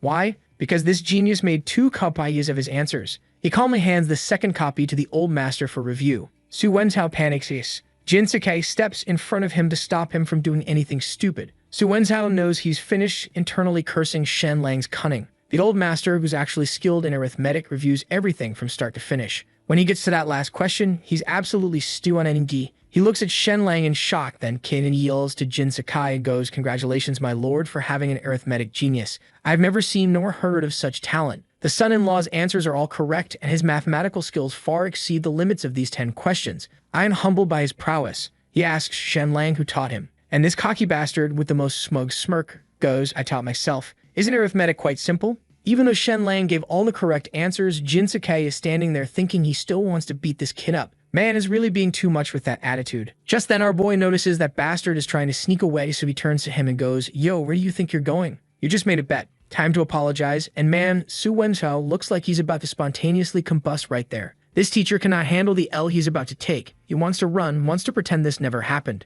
But then Jin Sakai steps in, saying how a teacher must set an example, and before this bastard could come up with another excuse, Mother Jin just walked in and she added her 2 cents. One must take responsibility for their actions. A promise made must be kept. Seeing this, our boy is internally grinning because he knows XACTLA what just happened. Su Wenzhao? He's actually a distant relative of Mother Jin. Basically her guy, her backer in the household. So when she publicly calls him out like this, she just slaps this man's face in front of the entire room. Su Wenzhao is grinding his teeth so hard you can probably hear it across the courtyard. His face is flushed REG. This man has to apologize to Shenlang while everyone's watching and enjoying the show. I'm talking maximum humiliation here. He can't take another second of this, so he just turns and bolts, but you know he's harboring some serious resentment against our boy now. The students watching all this unfold are looking at Shenlang like he just became their hero. But then Jin Sakai walks up with this stern face and goes, extend your hand. Shenlang knows what's coming. He reluctantly stretches out his palm and Smitty CK. Jin Sakai hits him with that classic don't get too arrogant and carried away energy. Cuts to some sketchy secluded courtyard. Su Wenzhao shows up dressed in all black, holding this mysterious box. He knocks on a door, and when it opens, he presents the box all formal-like. This is my humble tribute to young Master Xang over the past 6 months. But wait, it gets worse. This bastard pulls out a scroll from his robe, and guess what's on it? The Count's financial informatIn. Yup, this absolute piece of garbage straight up the Count's mansion just to secure his son's success in the martial examinations. Not long after Su Wenzhao gets home and probably thinks he's safe, guess who shows up? Tian Heng just appears in his house like some kind of ninja. This dude cuts straight to the point. Do you want to get rid of Shenlang? Su Wenzhao's like, well, yeah, obviously, but then the Count is very satisfied with Shenlang though. It's not easy to just take action against him, is it? That's when Tian Heng drops his master plan. He tells Su Wenzhao to use public opinion as a weapon. Spread rumors that Shenlang is pretending to be weak, but actually has huge ambitions. Make it look like Shenlang's scheming for power while simultaneously making Su Wenzhao look incompetent. Create this whole narrative that Shenlang wants to seize control of everything. Once everyone believes the story, Shenlang can be taken down without any bloodshed. It's actually pretty clever in a super evil way. Su Wenzhao agrees to collaborate. Meanwhile, outside the Count's chamber, Shenlang knocks on the door. And oh boy, the timing. Jin Sakai comes out looking absolutely furious. Can't this wait until Mulu? That Mother Jin pinches Jin Sakai, and she asks what's so urgent. Shenlang realizes what he just walked in on, apologizes awkwardly, then decides to just rip the band-aid off. I suspect Su Wenzhao of embezzlement, and I want to examine his accounts. His annual salary is only 200 gold coins, yet his sons are walking around decked in gold and silver, and he owns like a bunch of properties in mythical Turtle City. way more than what his salary could possibly afford. Jin Sakai slams the table. He doesn't want Shen Lang stirring up more drama. Clearwater harbors no fish. Basically the ancient Chinese way of saying everyone steals a little, just let it slide, man. But Shen Lang's not backing down. What if the embezzled money far exceeds your expectation and tolerance? Mother Jin asks if he has any evidence because you can't just go around accusing people without proof. And this is where Shen Lang pulls out his ace. He presents 2 account books showing Su Wentao's corruption in black and white. And get this, he mentions these are just 2 of them. There's more. Jin Sakai is naturally curious about where Shen Lang even got these books from Su Wentao's personal records. Shen Lang coughs lightly and goes, "Oh, I had Su Wentao fetch them for me." The Count and Countess literally can't help but cover their faces. You can practically see them imagining how Shen Lang manipulated their naive son to basically steal from Su Wentao's house. Mother Jin looks at Jin Sakai with that "we have to deal with this" expression. It's good to check. His status should be a concern. Jin Sakai agrees, but he's not stupid. He gives Shen Lang 3 conditions. First, Shen Lang must investigate alongside the old master. Can't go rogue. Second, whatever findings they discover must be brought to Jin Sakai first before any action is taken. Third, Su Wentao isn't home right now, so Shen Lang must steal pull once he returns and cannot confront him directly. Jin Sakai truly doesn't want to be the villain here. After all, Su Wentao served him for decades. There's history there. Shen Lang internally sighs, thinking, my father-in-law is too kind-hearted. Well, guess I'll be the villain then. Someone's got to do the dirty work. As Shen Lang leaves to start his investigation, Mother Jin embraces Jin Sakai with this look. Stop worrying. Let's go back to our room and continue what we were doing. Then we cut to the accounting office. Our boy walks in and is immediately still an. There are mountainous piles of account books everywhere, like floor to ceiling. The old master explains these are over 20 years of records while casually adding how it would take several months to go through them all, needing at least a dozen people. But you only have one night. Then he drops another bomb. The attendant who opened the door? He's Su Wentao's trusted apprentice. By dawn, the news could reach Su Wentao's ears. Once he returns, he'll take back control of the accounts. And the count is lenient. You will not refuse him. Most people would look at this situation and go, yeah, we're screwed. But Shen Lang? This dude is going FAZE. Old master, just find me an assistant to help pick out the key account books. See, they could never have predicted Shen Lang's secret advantage. With his intelligence and modern accounting knowledge, the work that would typically require dozens of people several months to complete gets quickly sorted and summarized in his mind. He's basically running Excel spreadsheets in his brain. And when he starts crunching the numbers, the amount of Su Wentao's embezzlement shocks even Shen Lang. His eyes almost pop out of his head like a cartoon character, and he goes, this bastard embezzled this much. So while Shen Lang's busy playing accountant detective, Su Wentao gets a message from a servant and rushes back to the count's mansion in full panic mode. He can't believe Shen Lang actually dared to audit his accounts. So this bastard shows up and immediately kneels before Jin Sakai with tears in his eyes, asking him, do you not trust me anymore? I've worked diligently for the count's mansion for over 20 years. Now Lord Shen is auditing my accounts. Such actions are a huge insult to me. Then this drama queen threatens to crash into a wall to prove his innocence. Jin Sakai quickly stops him, and Su Wentao collapses on the ground sobbing like someone killed his dog. I have been so ill. There's no one in the count's mansion more loyal than me. If you still don't believe me, you can take out my heart and see. Jin Sakai sighs and tells Zhang Jin to call Shen Lang back and stop the audit, and this bastard is feeling smug, completely unaware of the fact that this is the beginning of his nightmare. Then this bastard starts running his mouth, telling Papa Jin how when he was in the city he heard rumors saying that Shen Lang harbors great ambitions. Rumors start spreading outside mythical Turtle City about how Shen Lang's planning to seize power, and he only pretended to be a fool in order to bag Jin Mulan. Jin Sakai becomes displeased because he's actually fond of Shen Lang. Sure, the kid causes trouble, but Jin Sakai can tell whether someone has evil intentions or not. As Su Wentao continues speaking ill of our boy, he walks in. The moment Shen Lang walks in, Su Wentao immediately starts accusing him of everything under the sun. But our boy just laughs lightly, walks up to Su Wentao, and says something that makes this teacher's scalp tingle. Su Wentao, I never thought you could embezzle so much. Su Wentao is shocked internally but pretends to be calm and asks our boy what he means by that, so our boy just reveals the exact amount. He's doubting Shen Lang could audit over 20 years of accounts in one night. There's no way, right? Shen Lang states deliberately, 30,000 gold coins. Su Wentao's eyes nearly pop out of his skull. Shen Lang loudly questions him. Su Wentao, have you no conscience? Can you justify the trust my in-laws placed in you? 30,000 gold coins could cover the count's mansion's military salaries for a year. To put this in perspective, a normal family laboring for a year couldn't even save up 2 gold coins in a year. This man embezzled enough to run an entire military for a year. Jin Sakai is also utterly shocked. He knew Su Wenzhao was corrupt, but never imagined it was to this extent. Su Wenzhao, forcing himself to stay calm, kneels before Jin Sakai, alleging that Shen Lang is slandering him, acting like Shen Lang's pushing him towards death. Shen Lang tells him it's useless to shout, then angrily rebukes him. You've got some nerve, even daring to meddle with the military. The number of soldiers hasn't increased, yet expenses keep rising. Su Wenzhao replies that's because of the rise in prices. Shen Lang fires back, then where do the annually depreciated horses, armor, and weapons go? Su Wenzhao, trembling, says they were melted down and remade. And our boy just grins and goes, then why haven't I seen an increase in iron production? Instead, it's decreasing, and even the salt from the Count's mansion is diminishing. On the contrary, the production of sacks and bamboo frames has greatly increased. Why is that? Su Wenzhao can't answer, so Shen Lang answers for him. It's because Su Wenzhao used sacks and bamboo baskets to carry away the iron and salt. Su Wenzhao's sweating coldly from being questioned, but still refuses to admit it. He loudly argues that Shen Lang has no evidence. Shen Lang directly throws out an account book. This is what I made overnight.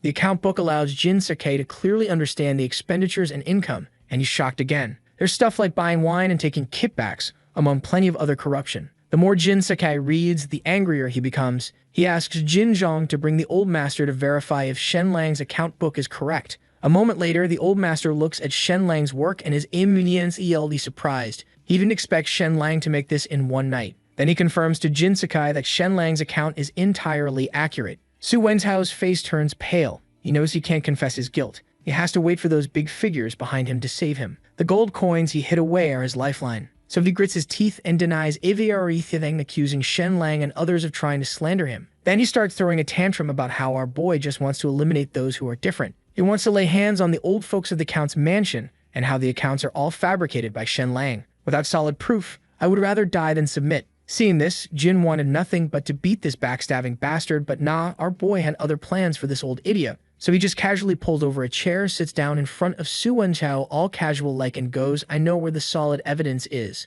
It's the gold coins that Su Wenzhao embezzled and hid away. Su Wenzhao naturally doesn't believe him. Shen Lang is indifferent, and asks his father-in-law to take some men with him. Jin Sakai orders Jin Zhang to dispatch 100 cavalry, all to follow Shen Lang's arrangements. So we cut to an hour later, the group arrives at a stone outpost that's already in a state of semi-abandonment. Su Wenzhao sees it and is so scared he can no longer walk. He can't figure out why Shen Lang knows about this place. Like, how did this kid find his secret stash? Just as Shen Lang's about to take Su Wenzhao inside, an arrow suddenly shoots toward him. Jin Zhang instantly steps in front of Shen Lang, breaking the arrow while telling him to be careful. He quickly orders his men to clear the area. After a while, they only catch one person inside the outpost. When they see the face under the black clothes, Jin Zhang recognizes him immediately. It's Su Wenzhao's son, Su Tin. Jin Zhang grabs his hair and demands to know what he's doing here. Su Tin says with a light laugh, coming here to play. Is that not allowed? Shen Lang glances at him, then activates his X-ray vision, scans the area around him and goes, don't waste time on this idiot. He points to the ground and says that the money was hidden in the cellar and orders the soldiers to dig it up. So we cut to 15 minutes later and everyone's now standing in front of this cellar that just got revealed. But there's a problem. It's locked up tight and not even the soldiers' swords can break through this thing.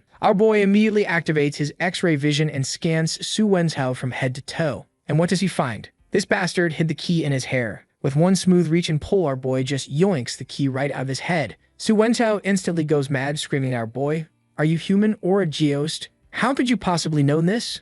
But nah, our boy doesn't care. He just unlocks the cellar and walks straight in. And what do they find inside? Man, Su Wenzhao's corruption exceeded everyone's expectations. We're talking boxes upon boxes filled with gold coins, jewels, antiques, paintings, and the whole 9 yards. It's basically a dragon's court down there, and seeing this, Jin Zhang is absolutely enraged seeing all this. But then our boy finds something even better, an account book. And this isn't just any ledger, it's essentially Su Wenzhao's diary of CRWPIN. This thing clearly records when he embezzled, how much he took, and probably what he had for breakfast while doing it. The evidence is now irrefutable, solid as a freaking rock. At this moment, the soldier asks the important question. What about Su Wenzhao's son? Our boy states it flatly with no emotion whatsoever. Kill him. Burn the body to ashes and throw it into the sea. Su Wenzhao's son panics and pulls out this scroll about the new policies of the Exu Kingdom, desperately saying that local nobles have no right to kill or threaten citizens. Our boy just gives him this cold look, draws a soldier's sword, and places it right beside the dude's neck. In the next moment, blood splatters all over Shen Lang's indifferent face as Su Wenzhao's son convulses and drops to the ground. Jin Zhang is standing there genuinely impressed. Son-in-law, the way you cut down a man feels even more skilled than me. Soon after, the entire convoy returns fully loaded with all that stolen treasure. Our boy is sitting in the carriage just staring at his palm, and he's having this moment. In this strange world, I finally stain my hands with blood. To live a comfortable life, it's really not easy, but no one can threaten my family. That's my bottom line. The scene shifts to the Count's mansion. Everyone was shocked to see how much money they had recovered, and even shocked to know how much that bastard had managed to embezzle. We're talking a total of 11,000 gold coins found in the cellar, plus 52 famous paintings and calligraphies, and 5 boxes of jade and jewels. Su Wenzhao has been running his own little treasury down there. Just as Su Wenzhao is about to start his whole pleading for mercy routine, the always kind Jin Sakai just straight up kisses him away. This bastard then turns to our boy, begging for his life, saying he's willing to become his servant, whatever it takes. Our boy looks at him with those cold eyes, turns to Jin Sakai and goes, "Su Wenzhao must die." The old master then brings up the technicality, because it's an employment relationship under the new policies of the Aksu Kingdom. Nobles don't have the right to kill him. He must be sent to the Lord's mansion. But our boy refuses, saying that Su Wenzhao embezzled 30,000 gold coins, but only 11,000 were found in the cellar. His properties are worth about 5,000 gold coins. The rest, needless to say, they've already been given to the Lord's mansion and the prefect's mansion in exchange for his son's place in the next martial examination. All these details are recorded in his account book. Our boy just exposed the whole corruption network. This isn't just about Su Wenzhao. This goes all the way up. Jin Sakai takes the account book and his face is pure rage. Had I ever wronged you in all these years? Upon hearing this, Su Wenzhao bursts into insane laughter, like full villain breakdown mode. Turns out Su Wenzhao once wanted Jin Sakai to place his son in the Count's mansion army as a captain in charge of 100 men. But Jin Sakai refused. However, that was actually an OPPO or TUNIT Jin Sakai was giving him. See, Su Wenzhao's son was neither good at literature nor martial arts. How could he make his subordinates respect him? Simply put, the kid was too useless, like you guys. Then this bastard starts throwing a tantrum, saying how he had been loyal for over 20 years and in return couldn't even do a small thing for his son's future. What's wrong with seeking another path? This infuriates Jin Sakai so much that he grabs a sword, fully ready to murder this man right here, right now. The old master quickly steps forward to stop him. If you really strike, you'll give yourself a huge problem. Seeing this bastard pushing his luck and taunting Jin did nothing but anger Jin Sakai even more. He pushes the old master away, about to go into full berserker mode. That's when our boy quickly steps forward. I have a way. But nah, this bastard was no longer putting up an act. He's insulting our boy, thinking he's untouchable because of those legal protections. Our boy looks at him and asks lightly, "Are you afraid of the Su family's family law?" The next moment, Jin Zhong walks in with several people. Among them, the old patriarchs of the Su family. After apologizing to the Count, he immediately orders Su Wenzhao to be taken back and beaten to death according to family law. Su Wenzhao doesn't understand what's happening. He's asking why. Why? I just embezzled. I didn't break any family rules. The family ancestral hall has no right to kill me. Our boy just walks up to him, and then he drops the bomb. Su Wenzhao, the charge for killing you is not embezzlement. It's for seducing your aunt and committing the crime of adultery. Upon hearing this, Su Wenzhao is completely stunned, like jaw on the floor, stunned. Our boy doesn't want to say anything more and just lets the Su family members drag Su Wenzhao away. Su Wenzhao becomes truly frightened now, desperately shouting to our boy, "I have a big secret. Someone wants to harm you." Shen Lang responds with a slight smile. If someone wants to harm me, I naturally know who it is. Then we cut to a few hours later. Su Wenzhao was stripped clean and in front of hundreds of people was beaten to death. Medieval justice, folks. At the same time, Jin Sakai, regarding the great merit our boy established this time, asks him, "Do you have any rewards you want?" Our boy immediately thinks to issue an order for Jin Mulan to obediently listen to me. I want to share a bed with Jin Mulan. Of course, this is just Shen Lang's fantasy playing out in his head. What he actually says out loud is, "I don't want anything." Jin Sakai is like, "That won't do," and decides our boy will be in charge of the Count's mansion's accounts from now on. Our boy immediately refuses, saying that he wants to go home to visit his parents. "Just lift my house arrest." But facing our boy, the master of stirring up trouble, Jin Sakai is genuinely a bit afraid. He still doesn't want to let our boy go out freely, so instead he decides to reward him with 300 acres of good farmland. Just as our boy is about to say he doesn't want it and only wants his house arrest lifted, Jin Sakai just says that he is tired and walks out, completely ignoring him. The scene shifts to the courtyard where Jin Mulan lives. Bing is attending to her as she bathes. Bing's all excited. "Miss, the young master is really incredible, defeating and killing a big figure like Su Wenzhao overnight. He even recovered more than 10,000 gold coins for the Count's mansion." Jin Mulan listens with satisfaction, but then she reminds Bing, from now on, no one in the mansion is allowed to talk about the young master killing Su Wenzhao and the like. The reason Su Wenzhao died is because he deserved to die. Bing zips her mouth to show she understands. Then Bing remembers something and gets excited, curious. "Oh, the young master told me yesterday that the white tiger is the most precious. Miss, do you know why?" Jin Mulan's somewhat curious. How did you answer? Bing explains, I said it was because of the color of the tiger. But the young master said the white tiger is rare because they were hairless in particular spots and men like that. She adds that she thought he was just talking nonsense. What does the white tiger have to do with hair? Miss, what do you think? At this moment, Jin Mulan is taken aback. It seems she realizes something and she instantly blushes from ear to ear, probably turning 50 shades of red. How did our boy know my secret? Could it be that he spied on me bathing? But then Jin Mulan thinks again. That's impossible. Our boy has no martial arts skills, so she would have noticed if he were spying on her. Then she asks Bing, where is our boy? And when Bing sees her mistress's reaction, she finally understands what our boy meant. So Jin Mulan asks Bing to help her get dressed, and she's got this determined look on her face that clearly screams, I'm going to punish the wicked and promote the good. Then she turns to Bing and goes, remember, Bing, a man must be kept in check. If not managed for 3 days, he'll climb onto the roof to remove tiles. Bing asks in confusion, are you going to hit the young master? Jin Mulan turns around and says, women of the Jin family never hit their husbands.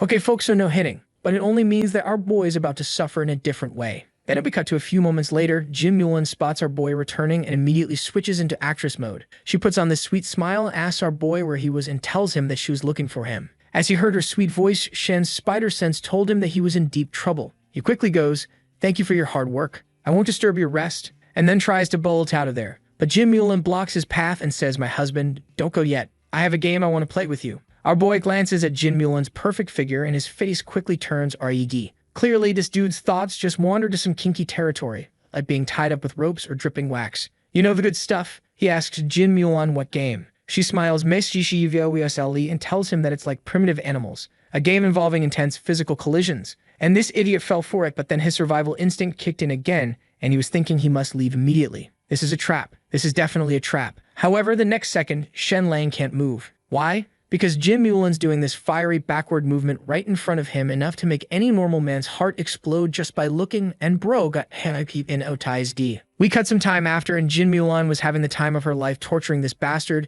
She made him spread his legs to 180 degrees. Our boy is an AJONE. He then turns to her and goes, dear, weren't we supposed to play a game? And Jin Mulan explains, nods, and goes, yep, this is the game. Your body is still too weak. You need to exercise more. After saying this, Jin Mulan releases her hold. Take a rest. We'll do it 10 more times later. Hearing this number, our boy wails internally. Is this an attempt on my life? Although he doesn't know exactly why he's being punished, this bastard just goes, Jin Mulan, whatever I did wrong, I'm sorry. Jin Mulan smiles and says, there's no mistake. I was just helping to train your body. Our boy's like, no matter what happened, it's all my fault. The wife is always right. Hearing this, Jin Mulan looks at our boy and asks, do you really know what you did wrong? After that, she gives him this intense look and asks him, how did you find out my secret? And then use it to tease Bing? This idiot was confused at first, but then he remembers the words he used to tease Bing yesterday about the white tiger. He instantly understands and becomes Sanji for an instant. Seeing her husband's expression, Jin Mulan's face turns B8 red. She's wishing she could find a crack in the floor to crawl into. She also realizes that our boy had no idea about her secret.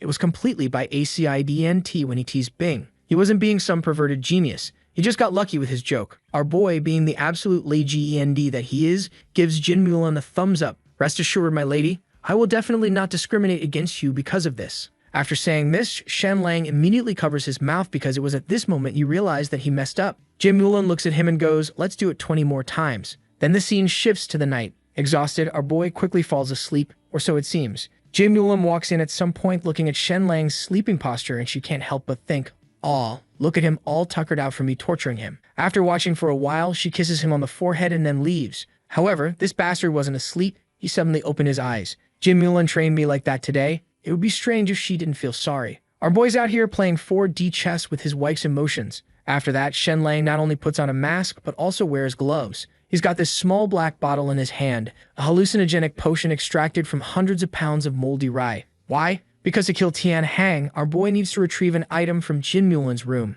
And clearly, whatever he's about to do requires some serious stealth mode. Then we cut to a secret room within Mythical Turtle City. Tian Hang went to the mayor's room. They'd already learned of Su Wenchao's death, and they're panicking. They must act quickly to kill our boy before he becomes even more of a problem. At that moment, a confidant comes in to report the governor's envoy is already on the way and will arrive at Mythical Turtle City tomorrow. Hearing this, Tian Hang and the mayor know the opportunity to kill our boy has come. The city lord instructs Tian Hang to prepare everything they can to make their move tomorrow night. However, they were actually targeting the Count's mansion as a whole. But since our boy's been causing too much trouble and exposing their corruption network, they decided to kill him first. The scene shifts to the next morning at the Count's mansion. Jin Mulan gets up early to practice martial arts like the badass she is. After half an hour, she prepares to bathe. But when she arrives at the dressing room and looks around, something's wrong. She asks Bing, have you seen a set of blue cloth skirts? Bing says no, and she's just about to help Jin Mulan look for it, when suddenly Jin Mulan's beautiful face fluoresces. She's obviously thinking of something and tells Bing, don't look for it anymore.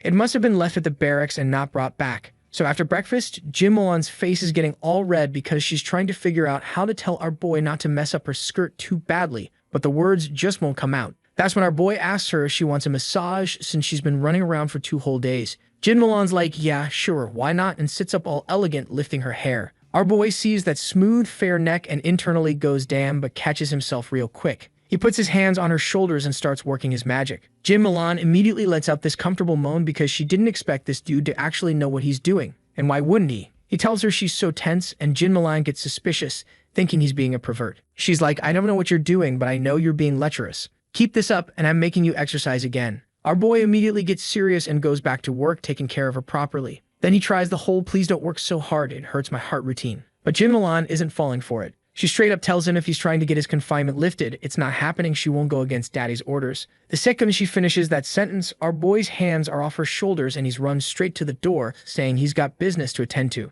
This realistic performance makes Jin Mulan puff up her cheeks, thinking her husband is way too pragmatic. Like the moment she won't do something for him, he just changes his attitude and leaves her hanging. Fast forward a bit, and our boy shows up behind his mother-in-law. His massage game has leveled up even more. Not only that, but Mother Jin's face is covered with this facial mask our boy made. He explains she needs to apply it daily for 15 minutes. Hydration and sun protection are key for a woman's skin. He made 10 total and gave her 6. Mother Jin's curious about those other 4, asking if he gave them to Jin Mulan. Nope, kept them for himself. Then our boy drops this line about how right now she could pass as Jin Mulan's sister, but maybe not in 10 years. Mother Jin asks if that means she'll age faster. Our boy's like, nah, you might actually look like her younger sister by then. There's this thing called reverse aging. This cracks Mother Jin up completely. Women love hearing stuff like that, don't they? But what would you guys know? But she also knows our boy wants something. Sure enough, he brings up the confinement order. Mother Jin immediately stands up and says she'll talk to Jin Sakai right now. 15 minutes later, Jin Zhong tells our boy the confinement's been lifted.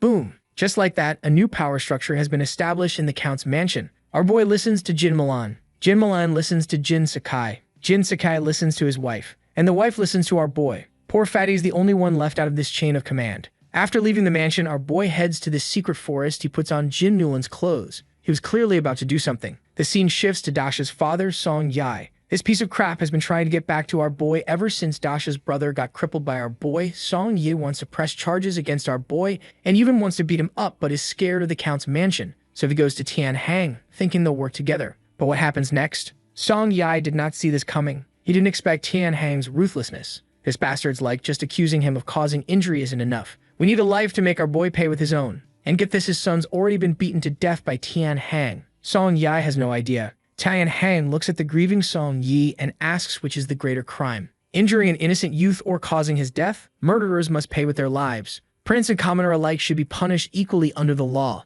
Meanwhile, at Dasha's house, his stepmother is cursing our boy because he made a man express a pain one shouldn't, and now the Song family will have no descendants. The more she thinks about it, the angrier she gets. She's cursing our boy until her mouth gets dried, so she takes a sip of water. Something's off about it, though. Next thing you know, she collapses onto the table. When does she wake up? Oh man, she screams. Everything around her suddenly looks terrifying, ghostly fires burning everywhere. Then this beautiful female ghost emerges, scaring the stepmother absolutely senseless. This hag asks her who she is. The ghost says menacingly, wicked woman, you actually harmed my Dasha. You shall die. As she's talking, ghostly fire appears in the ghost woman's palm and gets launched straight at this old hag. She instinctively raises her hand to block it, but the fire latches onto her hand and won't go out no matter what she does. In full panic mode, she grabs a cup of water, thinking that'll solve the problem. But nope, the fire keeps burning, causing unbearable pain. Song Ji starts begging, saying it was Dasha's father who abandoned him, not her. She realizes this ghostly woman is Dasha's mother from before her death. Our boy then approaches, her cold hand gently touching the ghostly fire,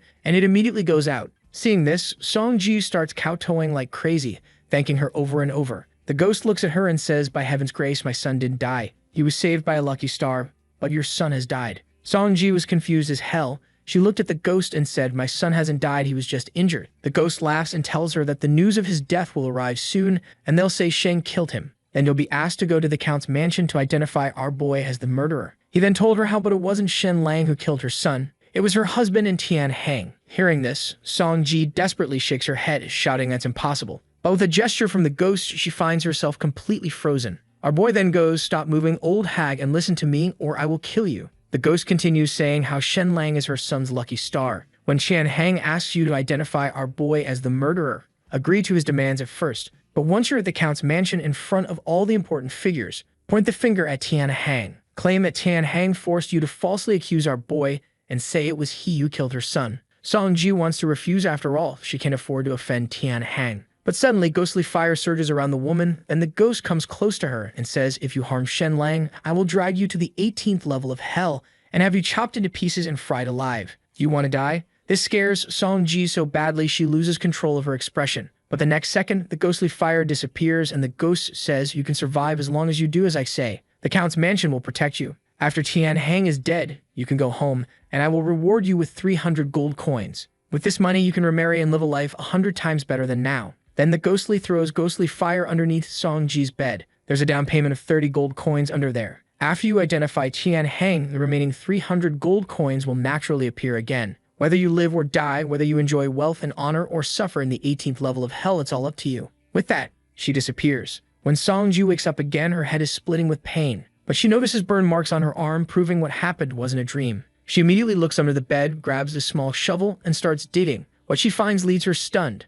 Not only are there gold coins under the bed, but they're also encased in ice. She looks at the ice block and thinks to herself, it's summer, where the hell did ice come from? Moreover, there are words carved on the ice, which makes Song Ji even more convinced. She continuously kowtows to the ghost, promising to do as told. Then she finds the ice melting, which makes her extremely happy, believing it to be the ghost's response. Meanwhile, in a corner, our boy takes off the blue dress. He had used a hallucinogenic potion he made for Dasha's stepmother, white phosphorus for the ghostly fire, saltpeter for the icebox, and a silver needle to simulate that whole ghost pressing down on you feeling. Then this bastard looks at the sky and goes, well, dressing in women's clothes was indeed a unique experience, especially when he looked more beautiful than an actual woman in that dress. He then burns the dress, destroying the evidence. As for whether Jin Mulan would notice a dress missing, our boy thinks probably not. But if she does find out, he can't help but start brainstorming excuses. Then he decides, you know what? If it comes down to it, I'll just deny everything. Meanwhile, inside the Black Clothes gang headquarters, one of the subordinates tells Tian Hang the governor will be arriving soon.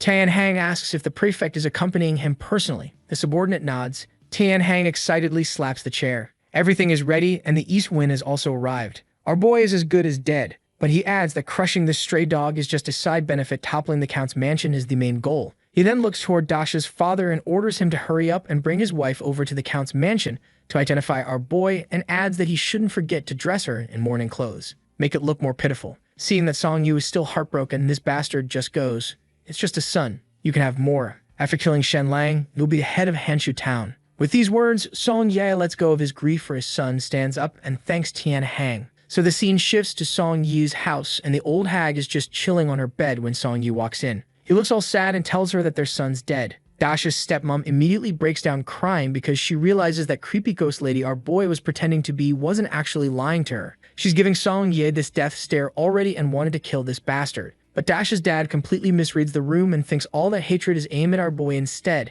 After getting their stories straight with Tian Hang, they haul their son's coffin over to the Count's mansion. Meanwhile, at the mythical turtle Count's mansion, they're rolling out the red carpet for 2 VIPs. First up is Yan Wuji, this staff member from the governor's office, and then there's Zhang Chong, the ruler of New River County, and this Zhang Chong guy, he's an absolute legend. He single-handedly took down the local tyrant of East River County, and now he's been assigned to New River County to basically do the same thing. The Count's mansion are sweating bullets because they know exactly what that means. Jin Sakai and Jin Mulan personally come out to welcome these big shots. Then the scene shifts and everyone's sitting at this fancy banquet hall, and our boy, he couldn't care less about the political tension. Dude's just staring at Jin Mulan like she's the only person in the room. But then Yun Wujin puts down his chopsticks and goes, 20 years have passed. The governor sent me here to ask about your plans for the Isle of Gold Mountain dispute. You guys want us to mediate this peacefully or what? And just like that, everyone else puts down their chopsticks too. Our boy's a bit surprised because he actually knows about this mess. Turns out the Isle of Gold Mountain dispute goes back over 100 years. Both the Northern High Count and the mythical Turtle Count have been claiming this island as their own, and they nearly went to war over it. Finally, some previous monarch got tired of their drama and decreed that every 20 years they have this competition, martial arts and scholarly tests, and whoever wins gets the rights to the land for that period. Unfortunately, 20 years ago, the former count of mythical turtles was lost, which meant they also lost a massive chunk of wealth. Jin Sakai asks what the governor wants, and Yan Wuji drops his brilliant solution. How about we just split the Isle of Gold Mountain in two? North goes to Jin High Count's mansion, south goes to Mythical Turtle Count's mansion. Our boy's sitting there like, bro, are you serious? Because everyone and their grandmother knows the main mineral resources and all the good stuff are in the northern half, while the southern half is basically just salty soil and beaches. As expected, Jin Sakai is pissed, but he keeps his composure like the dignified count he is and just says, let's drink. Yan Wuji doesn't really care. His job was just to show up and mediate on behalf of the governor, so mission accomplished in his book. Right then, they hear this massive commotion outside. You can hear thousands of people shouting to punish our boy and how he's a murderer who must pay for it with his life. And our boy, instead of being scared, he's actually excited. Dude's been waiting for this drama. Meanwhile, everyone else at the table is acting like they don't hear a thing, just continuing to eat and drink like nothing's happening. Our boy's thinking, truly like dignitaries, but he's also getting a bit anxious because if no one acknowledges this mob, the show can't start. He's literally thinking, if it comes to it, I'll have to take the lead myself. But then Fatty speaks up and goes, Shen Lang, I think there are people outside calling for you. The city lord sends someone to check it out, and not long after, Zhang Jin comes back to report that there are literally thousands of people outside the count's mansion. Jin Sakai isn't even alarmed yet, but the city lord is losing his mind, shouting, how dare they? Are they seeking rebellion? His subordinate explains that they're claiming our boy killed someone and they're here to seek justice. Jin Sakai is a bit stunned because he knows about the incident. He even sent money to Dasha's father to treat his son. Now the kid's supposedly dead, and Jin Sakai can already guess it's some bastard's doing. Mother Jin then pinches Jin Sakai, says, if you even think about abandoning our boy, you're sleeping on the couch for the rest of your life. Jin Sakai signals back that he won't and orders his men to let the people in. Shortly after, Tian Hang and Song Yi walk in carrying a coffin, and Song Ye immediately goes full drama mode. Looking at our boy, he cries out, scoundrel, return my son's life. Then he drops to his knees before the mayor, begging him to seek justice for him. What follows is this tearful complaint about how our boy bullied his son and beat him to death, and man, this bastard's acting is Oscar-worthy. Then he reveals his son's body, showing all these shocking wounds, and begs the lords to do the justice. At this point, Jin Mulan suddenly asks, when did your son die? Song Yi responds that he died the night after being beaten by our boy. Jin Mulan coldly asks, why didn't you come the same day? Why wait until now? Song Yi replies that he was afraid because someone claiming to be a confidant of the count came to him, gave him gold, and threatened to kill his whole family if he didn't keep quiet. Jin Sakai is absolutely pissed to hear that because he knows that it's a blatant lie. He even thinks that his years of caution have made people think the count's mansion no longer commands fear. The city lord asks if there's any evidence, and Song Yi shouts that there are witnesses. The city lord orders them brought in. These men walks in and all of them say the same thing, that they saw our boy enter the house that day. The city lord looks at our boy and asks if he confesses to the crime. Our boy looks at him and says, I did enter Song Yi's home, but I didn't assault anyone. I was there and deliver silver. Dasha was my good friend. I made sure Song Yi fed him well every day. As he said that Song Yi told everyone that our boy was lying, saying our boy clearly kicked his son to death, and his wife can testify to that, so the mayor summoned his wife. The city lord asks her if she's sure of what she saw, and Song Ji nods, saying she witnessed it herself. Tian Hang starts laughing, thinking he's won, while Song Yi kneels down desperately, begging the city lord for justice. Tian Hang helps Song Yi up and then loudly cites the law of the kingdom. Murder is repaid with life. Even princes are subject to the same laws as commoners. Our boy must be punished accordingly. At this moment, the Black Clothes gang started repeating after him. Murder must be repaid with life. The city lord then looks towards the count and says that to investigate this matter properly, they have to take our boy back to the city. Jin Sakai is furious because if our boy's taken away, they could frame him however they want, and listening to all that bastard Tian Hang is grinning like an idiot, thinking that his plan worked, completely unaware of what was about to unfold in a moment. Because Song Ji suddenly points towards him and shouts, it was Tian Hang who killed my son. She explains that originally Song Yi had kicked her son and injured him, but when he was taken for treatment, he was fine, only a minor injury, but then he suddenly died after this bastard came to their house. What she said took everyone by surprise. No one knew what to say anymore, especially Song Yi. This bastard is shocked and now staring dumbfounded at his wife like, woman, what are you doing? The quickest to react is Tian Hang. Though he's initially confused as to why Song Yi's wife suddenly changed her story, the look in her eyes told him everything. He realizes he's in deep trouble. But then he sees our boy smile and realizes escape is not an option. Once the prey is caught, no one lets go. Tian Hang coughs and tries to play it off, asking the old hag if she is talking nonsense because she is grief-stricken. He then turns to Song Yu with the face of, hey bastard, control your women, but nah, she isn't having it. She once again starts shouting about how they were the ones who killed her son. She explains that our boy came to their house to deliver silver because he was worried Dasha wasn't getting enough to eat, and Song Ye immediately tried to silence her, asking what madness had gotten into her and whether our boy threatened her or offered her benefits.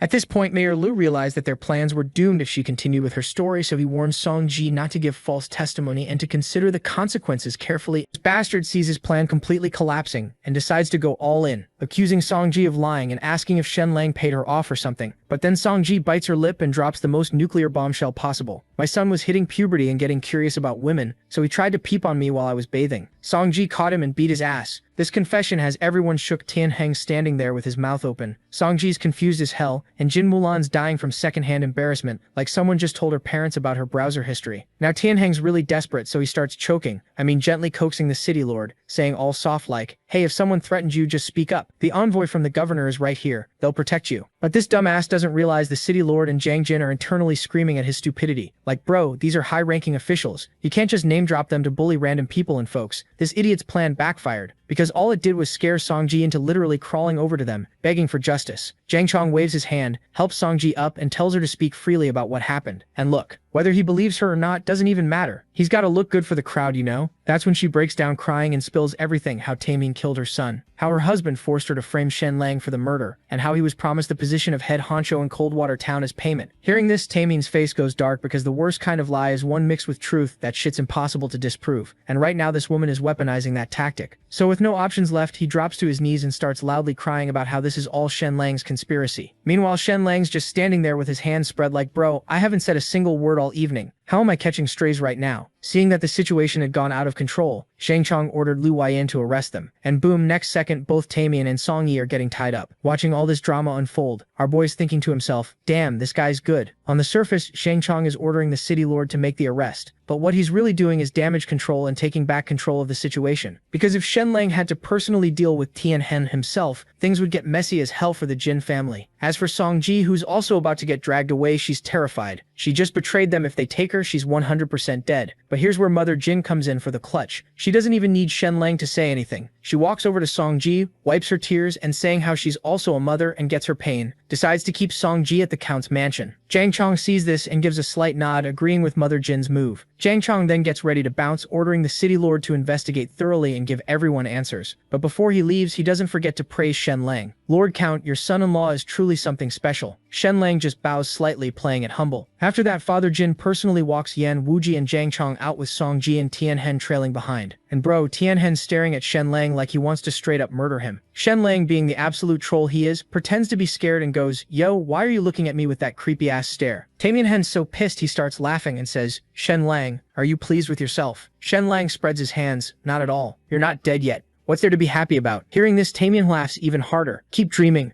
Who's going to kill me? Getting thrown in jail is just for show. I'll be out in 3 days." And because Taemin Hen's getting a bit too hyped and they're worried about Shen Lang's safety, the Count's mansion guards pin him down. But even while being held down, Taemin Hen's still giving Shen Lang that smug look. Like, once I get out, I'm using every dirty trick in the book to end you. Shen Lang glances at Taemin Hen with this look, then flashes this ice-cold smile and says, "Taemin Hen, you're about to die." Taemin Hen is caught off guard and starts laughing again. "You must be dreaming." Even Lin Wine and the others at Shen Lang look like he just said the dumbest thing ever. Taemin Hen dying? Yeah, right, what a joke. After they leave the Count's mansion, the act gets dropped real quick, and Taemin Hen gets untied. The city lord immediately asks Zhang Chong, "So how should we judge this case, sir?" But Zhang Chong doesn't respond, he just keeps walking. The city lord asks again, and Zhang Chong finally stops and goes, "Why did Taemei even show up tonight?" Taemei kneels down to admit his mistake. "There's bad blood between me and Shen Lang. I shouldn't have come tonight, but I couldn't help myself. I wanted to watch his downfall with my own eyes." Then this entitled prick turns to the city lord, hoping Zhang Chong would take him to the city lord's mansion for judgment instead. Yan Wuji, who's absolutely done with this nonsense, just boards his carriage without a word. Zhang Chong turns to Taemin and asks, "Do you really think you can flip this situation? Other people plan 3 steps ahead, while you're stuck thinking about what's right in front of you. Do you think Shen Lang just wanted to win tonight? Nah, he wants you dead." Taemin's confused. "Even if Song Ji betrayed me, I can easily get out of this." But Zhang Chong cuts him off. "Go kill Taemin.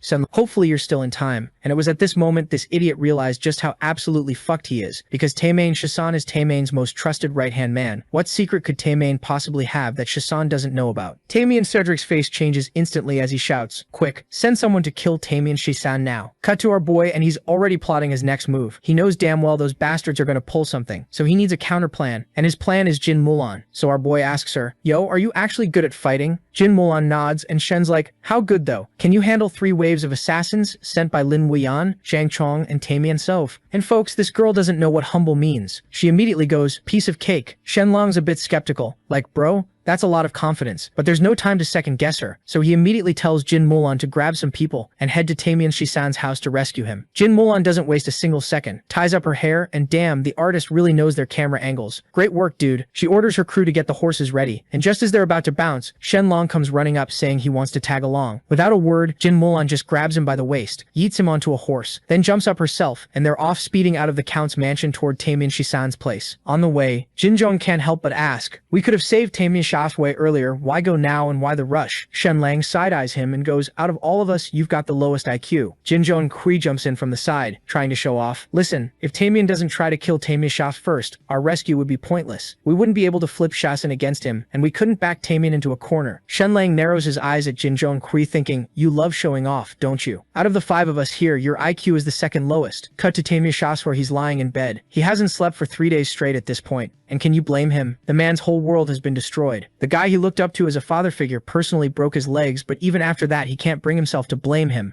Because back when Tamia Shas was a kid struggling with hunger and cold, Tamia helped him out, which led to Shas following him loyally ever since. He even turned down offers from Zhang Jin and the City Lord because of his loyalty. Yet for some gambling bullshit, Tamian Heg surely struck him down. But folks, what do you know? That bastard really did care for him. Tamian Heg didn't completely follow Shenlang's orders. He immediately got Shisan's bone set, gave his parents 100 gold coins, and promised revenge on Shenlang. This somewhat patched up Tamian Shisan's broken heart. He convinced himself Tamian was forced into it and would never truly betray him. He was already imagining Shenlang trying to bribe him with money and status to turn against Tamian Heng, and boy was he hyped for that moment. He had it all planned out in his head too. He's going to spit in Shenlang's face first and call his dreams foolish. The next moment, Tamian Shisan's face goes pale as several figures in black show up. Experts from the City Lord's mansion and his former sworn brothers from the Black Clothes gang. Seeing them and realizing why they're here, Tamian Shisan immediately asks if Tamian Heng has sent them to kill him. They just slightly nod, knowing what's to come. Tamian Shisan begs his gang members to at least spare his parents, saying they don't know shit about anything. But they're like, nah, we got orders to wipe out everyone. Hearing that, Tamian Shisan loses it, screaming and asking them, why the hell do you have to drag innocent families into this? But they just kick him back down as his trembling parents get dragged forward, begging them to take their lives instead of their sons. Meanwhile, Tami still can't understand why all of this is happening to him. So he asks these guys, why are you doing this? The guy holding his father replied, you know too much, Shisan. We can't take the risk. Hearing how that bastard Tami Shisan was just using him, Shisan is heartbroken to the point that he straight up starts laughing like a maniac, but then he grabs his bedsheet and throws it towards the assassins, and somehow manages to take one of them down, even with busted legs. But that was all because the second guy stabbed him in the leg, pinning him to the ground, and at this point, Tami Shisan has realized that he's not making it out of this alive, but he can't just do nothing and let his parents die. Meanwhile, his parents were still begging the assassins not to kill their boy. Seeing this scene, Tami Shisan remembered the time when he went to kill our boy's parents, and he can't help but think if this is how our boy felt at that time too. Back to the present, the assassin was about to kill his mother. Then out of nowhere, Jin Mulan pulls up to the scene, and let me tell you, when she said she could handle these clowns solo, she wasn't just talking. This woman takes down all these assassins in seconds. Our boy Shenlong's just standing there watching his wife absolutely demolish these fools, and he's got this look on his face like he's watching the most beautiful thing in the world. The assassins who are still breathing take one look at her and immediately start backing up, putting their weapons away like, you know what? We didn't want this smoke anyway. Shenlong's standing there with the smoogest grin you've ever seen, feeling absolutely untouchable, when he hits her with the most out-of-pocket question. Babe, if we ever get into an argument, would you throw hands with me like this? Jin Mulan just gives him this death stare, and that's when our boy notices Jin Zhong and the crew have formed this whole defensive formation around him. Meanwhile, Shen Lang's already moved on to flexing on the assassins, pointing at their necks all dramatic, go back and tell Tian Heng to wash his neck and wait for me, because I'm coming for him. Now these assassins really want to wipe that smug-ass smile off Shen Lang's face, but they can't do jack about it. Why? Because our boy just secured Tian Shen Lang, and this man knows where all the bodies are buried. If Tian Shen Lang opens his mouth, Tian Heng is basically cooked, but there's nothing they can do right now. So they decide to dip, except when they get outside, yeah, all their lookout guys are dead. Shen Lang really said, no survivors, no witnesses, no problems. After everyone bounces, Shen Lang just stands there staring at Tian Shen Lang, who's crouched down trying to pull the sword out of his leg. But homeboy's arms have about as much strength as a wet paper towel, and that blade was deep, so it takes him a hot minute to yank it out. While he's doing this, Tian Shen Lang's brain is working overtime thinking, how's Shen Lang gonna try to recruit me? Money? Power? Protection? What's the play here? But nah, our boy Shen Lang just stands there in silence, and it hits Tian Shisan that our boy is his only way to survive. This mess mess is to pledge loyalty to Shen Lang, so what does this man do? He crawls over on his hands and knees and presses his forehead to the ground, pledging his undying loyalty. Shen Lang looks down at him and goes, "Alright, smart people don't need long-ass explanations. From now on, you're Shen Shisan." But folks, our boy isn't completely stupid. I mean, he is stupid, but not when it comes to trust. In the very next second, Shen Lang casually drops the most savage line. "Oh, by the way, your parents are moving into my mansion now." Jin Mulan standing there like, did this man just take hostages and somehow make it sound like he's doing them a favor? But Shen Shisan now presses his face against Shen Lang's shoe and agrees. Anyway, because what choice does he have? Shen Lang immediately switches up his whole vibe, all smiles and sunshine, helping him up like they're childhood best friends. Cut to the city lord's mansion, and Lu Weian just got the news about what went down at Tian Shisan's house. When he hears they couldn't save Tian Heng, this man's face goes white. He slams his fist on the table so hard the whole room shakes. See, Tian Heng was paying him fat stacks every year. This was his guy. Killing him would be a massive blow to his reputation and his wallet. The city lord asks, what about Zhang Jin? Turns out Zhang Jin heard everything went sideways and rushed to catch up with his father. But when he does, his old man hits him with a whole lecture about how a real commander should carry himself, and then straight up orders him to take out Tian Heng. Zhang Jin's like, what? Hell no. But his father's not budging. He tells Zhang Jin that Tian Heng's become a liability. The dude's no longer useful, and a good commander knows when to cut his losses. You have to see the big picture, not cry over losing one chess piece. But Zhang Jin is not having it. Why? Because killing Tian Heng is exactly what Shen Lang wants. And to Zhang Jin, doing that would be like letting Shen Lang bitch slap him in front of everyone. It's about pride now. Back at Black Clothes, at gang headquarters, Tian Heng gets the devastating news that Tian Shisan flips sides. He dismisses everyone and steps outside alone, standing there in the darkness. This man knows that once Tian Shisan starts talking, it's game over. Nobody can save him. He looks up at the rooftop, wondering if this is really how it ends for him. Man's having all the regrets now, wishing he'd ripped Shen Lang apart when he had the chance. He punches the wall in frustration, muttering, sorry dum-dum. Then he walks over, moves a bookshelf to the side, and disappears into a secret chamber. Then the scene shifts to the Shu family mansion. Zhang Jin is getting in Shu Changshan's face, asking why the hell she didn't kill Shen Lang when she literally had the perfect shot. She dodges the question hard and fires back with, well, what did your dad say about all this? Zhang Jin doesn't sugarcoat it. He told him to kill Tammy and Holbit. Right as they're having this lovely conversation, someone bursts in, announcing the city lord just rolled up. The city lord walks in and immediately starts going off. Like, are these people stupid? If they kill Tammy and Holbit, they're going to look like complete villains. They'll lose mad money every year, and worst of all, Shen Lang will be dancing on their graves. Does Zhang Jin not understand basic strategy here? But just as they're in the middle of a what if our crimes get exposed panic session, some subordinate comes running, saying Tian Hun is requesting a secret meeting. Cut to the very next day, and there's a massive crowd outside the city lord's mansion. Tian Hun is kneeling in the hall, facing all these accusations, and this absolute madman starts laughing like a psychopath, screaming at the top of his lungs how he'll go out with a bang and won't die like some pathetic dog. He's roasting everyone, saying these losers can't even beat Shen Lang, and they want him to roll over and die. Then right in front of hundreds of people, this man charges headfirst into a stone pillar and just straight up dies. Everyone's standing there with their jaws on the floor. The underworld boss of mythical Turtle City, the guy who controlled everything, who made it rain, money, who had the whole city in his pocket, just went out like that. Shen Lang gets the news immediately while he's in the middle of writing up Tamian's list of crimes. He tells Shisan they don't need that list anymore. But all of this feels so sudden to him. So he asks Shisan if Tamian had a body double. Shisan shakes his head, saying he's never seen or heard of one, but our boy is still not convinced. He thinks that Tamian isn't actually dead. He shares his theory with Jin Mulan, and she's like, wait, what? The people who gather intel for our family are super careful. There's no way they mess this up. But Shen Lang breaks it down for her. Look, Tamian shouldn't have died in public. He should have been secretly executed. Think about it with Shisan defecting to them. Tamian knew all the dirty secrets that implicate a bunch of powerful people. If that stuff got exposed during a trial, everyone would be screwed, but with Tamian dead, everything's buried. That's why it makes zero sense that his execution was public. Jin Mulan's brain starts clicking into place because she realizes the city lord's mansion has the right to execute prisoners, but it has to be verified by the governor's mansion, and that back and forth takes at least 2 weeks. So the best way to handle this would have been to make Tamian commit suicide in prison. That's exactly what Shen Lang's saying. Tian Hen should have died in prison. Quietly, but instead he died in full view of hundreds of people. Like his death was meant to be a whole-ass performance for them to witness. Shen Lang then asks if Tian Hen's body is still here. Jin Mulan personally escorts him to see it. But when they get to the body storage, Shen Lang is one step too late. Tian Hen's body's been burned, turned into charred remains, completely unrecognizable. But our boy Shen Lang doesn't panic. He whips out his X-ray vision and scans the entire body. Within seconds, he detects something off about the corpse, and he just starts laughing like a maniac, saying this is even better, and it'll be way more satisfying to kill him with his own hands. Jin Mulan standing there stunned, obviously catching on that Shen Lang saying Tianhen isn't actually dead. Shen Lang turns to her with that cocky-ass grin and says to join him tonight to watch a good show. But Jin Mulan's had enough of his incredibly narcissistic ass and just turns around to leave. Shen Lang hurries after her like a puppy. Meanwhile, in some secret room within mythical Turtle City, in Xu Chenchen's hands is a wooden mask, and the inside of this thing is coated with straight-up sulfuric acid. She hands it to Tianhen to use for disfiguring himself. Flashback to a day earlier, the secret passage Tianhen entered led straight to his brother's room. Turns out his brother had some intellectual challenges, and Tianhen just needed to bring him some tasty food to make him super happy, completely unaware it was his last meal. Then Tianhen asked his brother to show him some martial arts moves. His brother stood up, got into position, and started practicing punches indoors. Suddenly he threw a punch at the wall next to him, instantly creating this deep hole. Tianhen praised him because even though his brother was simple-minded, he was a straight-up martial arts prodigy. The dude's got the mind of a child, but can punch through walls like they're made of paper. Then Tianhen asked his brother to strip down with him, revealing that their body shapes were exactly the same. Even the scars on their bodies matched perfectly. Knowing his simple-minded brother liked to imitate him, Tianhen said he wanted to see how well he could mimic him. His brother immediately dropped the smile on his face, transforming from a fool into this sinister underworld figure, looking even more like Tianhen than Tianhen himself. So Tianhen taught his brother a few specific phrases. The exact phrases Tianhen said when he supposedly died by crashing his head into that pillar. So the one who actually died was just Tianhen's brother mimicking him. The real Tianhen was preparing to completely change his appearance, so he could take his revenge on Shen Lang later. As Tianhen presses the sulfuric acid-coated mask against his face, his skin immediately starts sizzling, but this psychopath merely twitches slightly. Zhu Qinxian, watching this whole thing, can't help but admire how absolutely ruthless this man is. Then Tianhen stands up and walks outside. Lu catches on quick, asking if he's going to take his revenge now. Tianhen grits his teeth and says Shen Lang didn't wait to get his revenge, so why the hell should he wait? He wants his beloved parents to disappear from this world. Lu Yan doesn't say much, just tells Tianhen to go ahead without worry since they've already prepared a scapegoat for him. So with his face already completely disfigured by the mask, Tianhen heads towards Shen Lang's parents' home. Upon arriving outside the house, he's already changed his hair to blend in. He can hear the breathing of 3 people inside. After confirming the count with one gentle slice, the door latch silently breaks. After entering Shen Lang's home, Tianhen sees 3 people on the bed, and this man's thinking one thing he wants: Shen Lang to regret being his enemy for the rest of his life. After that, Tianhen walks into the bedroom and starts going absolutely feral, slashing Shen Lang's mom and his dad, and then when he gets to the little brother, he thinks, nah, the sword's too quick, and actually picks up a stick to break the kid's legs first before stabbing him. And just to really sell how far gone he is, he starts laughing, like genuinely cackling to himself, and then the door opens. Shen Lang walks in. Tianhen doesn't even hesitate. He grabs the knife and goes to finish the job, still pretending to be Song Yi. So our boy told him to drop the act, as he already knows that the dead body they found wasn't his. Shen has already figured out what happened. Tianhen used his own brother as a body double, sent him to die in his place without a second thought. Shen Lang looks him dead in the eyes and basically goes, "You are genuinely one of the worst people I have ever met." And how did Shen Lang figure it out? The needle. The one inside Tinya's body was bent from years of use. The one in the corpse, perfectly straight. That's it. Hen is internally screaming. Then Shen Lang goes, "Bring him in," and they push through the door, this absolutely horrifying sight. It's Song Yi, face melted off by sulfuric acid. Shen Lang turns to Tinyos and just goes, "So, your scapegoat's gone. What now?" And Tinyos, to his credit, doesn't even try to lie anymore. He just starts laughing again and says, "Doesn't matter. Everyone you love is dead. I killed them all tonight, and you couldn't do a damn thing about it. How does it feel, Shen Lang? Does it hurt?" Shen Lang's response? He picks up a torch and tosses it into the room. "Why don't you take a look at who you actually killed?" Tinyos holds up the torch, looks at the bodies, and is absolutely stunned. Because of the people in that room? Not Shen Lang's family. It's Tinyos' own wife. What, his butler? His son? Man, he murdered his own family and spent the last 10 minutes gloating about it. Shen Lang just stands there going, "Yeah, they kind of had it coming though. Spent years doing evil on your behalf. Karma's funny like that." Now Tianhen is furious. He's about to charge at Shen Lang and die on his feet when he notices something. Standing next to Shen Lang is a woman, gentle-looking, soft, holding a child, and Tianhen completely short-circuits. See, here's the thing about Tianhen. His actual wife married him for money, and he knew it and didn't care. His official son barely registered the kid existed. But this woman, this quiet, kind woman, and her child, that was the one thing Tianhen actually gave a damn about in this world. His illegitimate family, the people nobody knew about, and Shen Lang found them. To his credit, Shen Lang is not using them as a threat. He straight up tells Tianhen, "I'm not you. I don't hurt innocent people. I just want you to know you have 0 leverage and 0 options," which honestly makes it so much worse for Tianhen,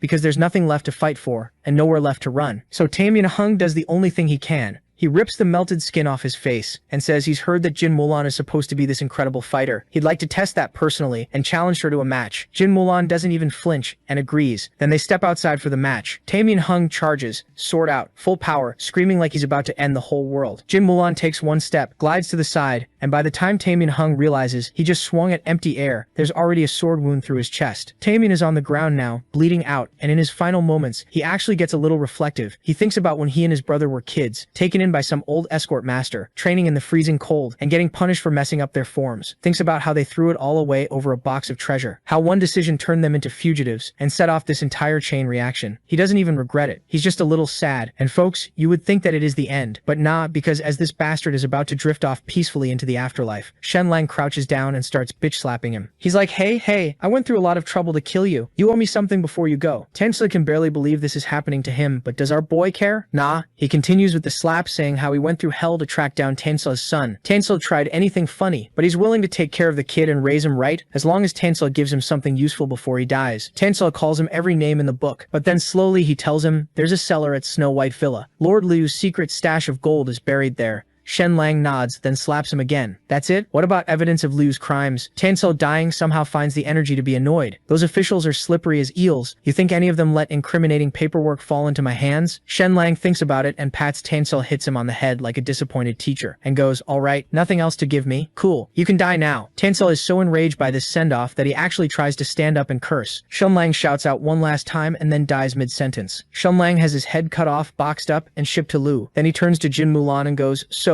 Snow White Villa. Let's go and make a fortune. Then the scene shifts and we are at the villa. They get there and find chests absolutely stacked with gold coins. Shen Lang looks at it all and goes, Liu embezzled for 3 years and this is all he managed to scrape together? Disappointing. Like absolutely disappointing. Jin Mulan explains that most of it went upward as tribute. This is literally the leftover scraps of the man's entire corrupt career. Shen Lang processes this and goes, so we just robbed a corrupt official's retirement fund. Although it's not much, Jin Mulan is still happy because it'll help the family's finances. Hearing that our boy goes, darling, are we really short on money? Jin Mulan got angry, explaining how after losing Jinshan Island, the Jin family was barely managing as it was. Plus that bastard Xu Wenzhao was bleeding them dry. And to make matters worse, the previous count was a kind person, which is just a polite way of saying that dude was an absolute idiot who didn't know about finances and as a result left behind a mountain of debt. And Jin Mulan's father has been quietly paying it off ever since. Back to the present, and Shen Lang has the mischief look. You know that look that means that he's cooking something evil, and Jin Mulan already knows and is already tired. Cut to the idiot's house, and this bastard is waiting to hear the good news from Tan Haekri. Just then a servant comes with a box in hand telling Liu that Tan Haeks has sent it. Liu, already anticipating what's to come next, orders them to open it, and in there is the gift Shen has sent him. Tan Haek's severed head. Before he could process it, another servant rushed in to report that all the gold at Snow White Villa had been stolen. Liu looks like he's about to leave his body entirely. Then they hand him a note. It reads, the person who robbed the gold was not Shen Lang. Back at the Jin Manor, Shen Lang is sitting there with a big red brush, crossing Tan Haek's name off his enemy list, going, one down. Barely even tried. Life is good. Jin Mulan is staring at him, thinking, what led me to marry this idiot? Then he adds Liu's name to the list for good measure. The man did make him a wanted criminal, after all. And then, because Shen Lang simply cannot help himself, he climbs up a ladder, looks down at Jin Mulan, and yells, I'm jumping. Catch me. He leaps, arms out, expecting to land in her arms or on her 2 giant assets, but nope, because the next second he was standing straight on the ground, thinking to himself, what the hell happened? The scene shifts, and we see Shen Lang trying to convince his parents to pack up and relocate closer to the Jin mansion. Now normally this man's parents listen to everything he says, but today they're not budging. They are giving him all the excuses of how it will look bad if they stay at their Jin Mulan's house. Luckily, Shen Lang came prepared and brought his secret weapon, Jin Mulan. And look, when Jin Mulan starts talking sweetly to your mom, what's she going to do? Say no? She folded in like a minute, so now the whole family's moving. Shen Lang is standing there watching Jin Mulan work, and his feelings for this woman are just growing by the second. Cut to the Jin mansion, and her whole vibe shifts. She turns back and tells him how few of her clothes are missing, and asks him if he knows something about that, as he hears that alarm bells are going off in this man's head because he knows one wrong answer ends his life. He's got 2 options, lie and say he never saw them, or confess knowing that he's going to get caught, so he decided to just own it. Jin Mulan, who already knew it was him, is actually impressed by the honesty. Then she asks him to return them because she needs that outfit for mulberry picking. And now the real panic sets in because he can't return what no longer exists. So once again, he's got 2 options again, admit he burned them or admit he wore them. Both options make him sound unhinged. He picks the lesser evil and goes, my love, I was restless. I couldn't stop thinking about you. I did something unspeakable with your dress. I was so ashamed that I burned it, and now you can kill me if you want.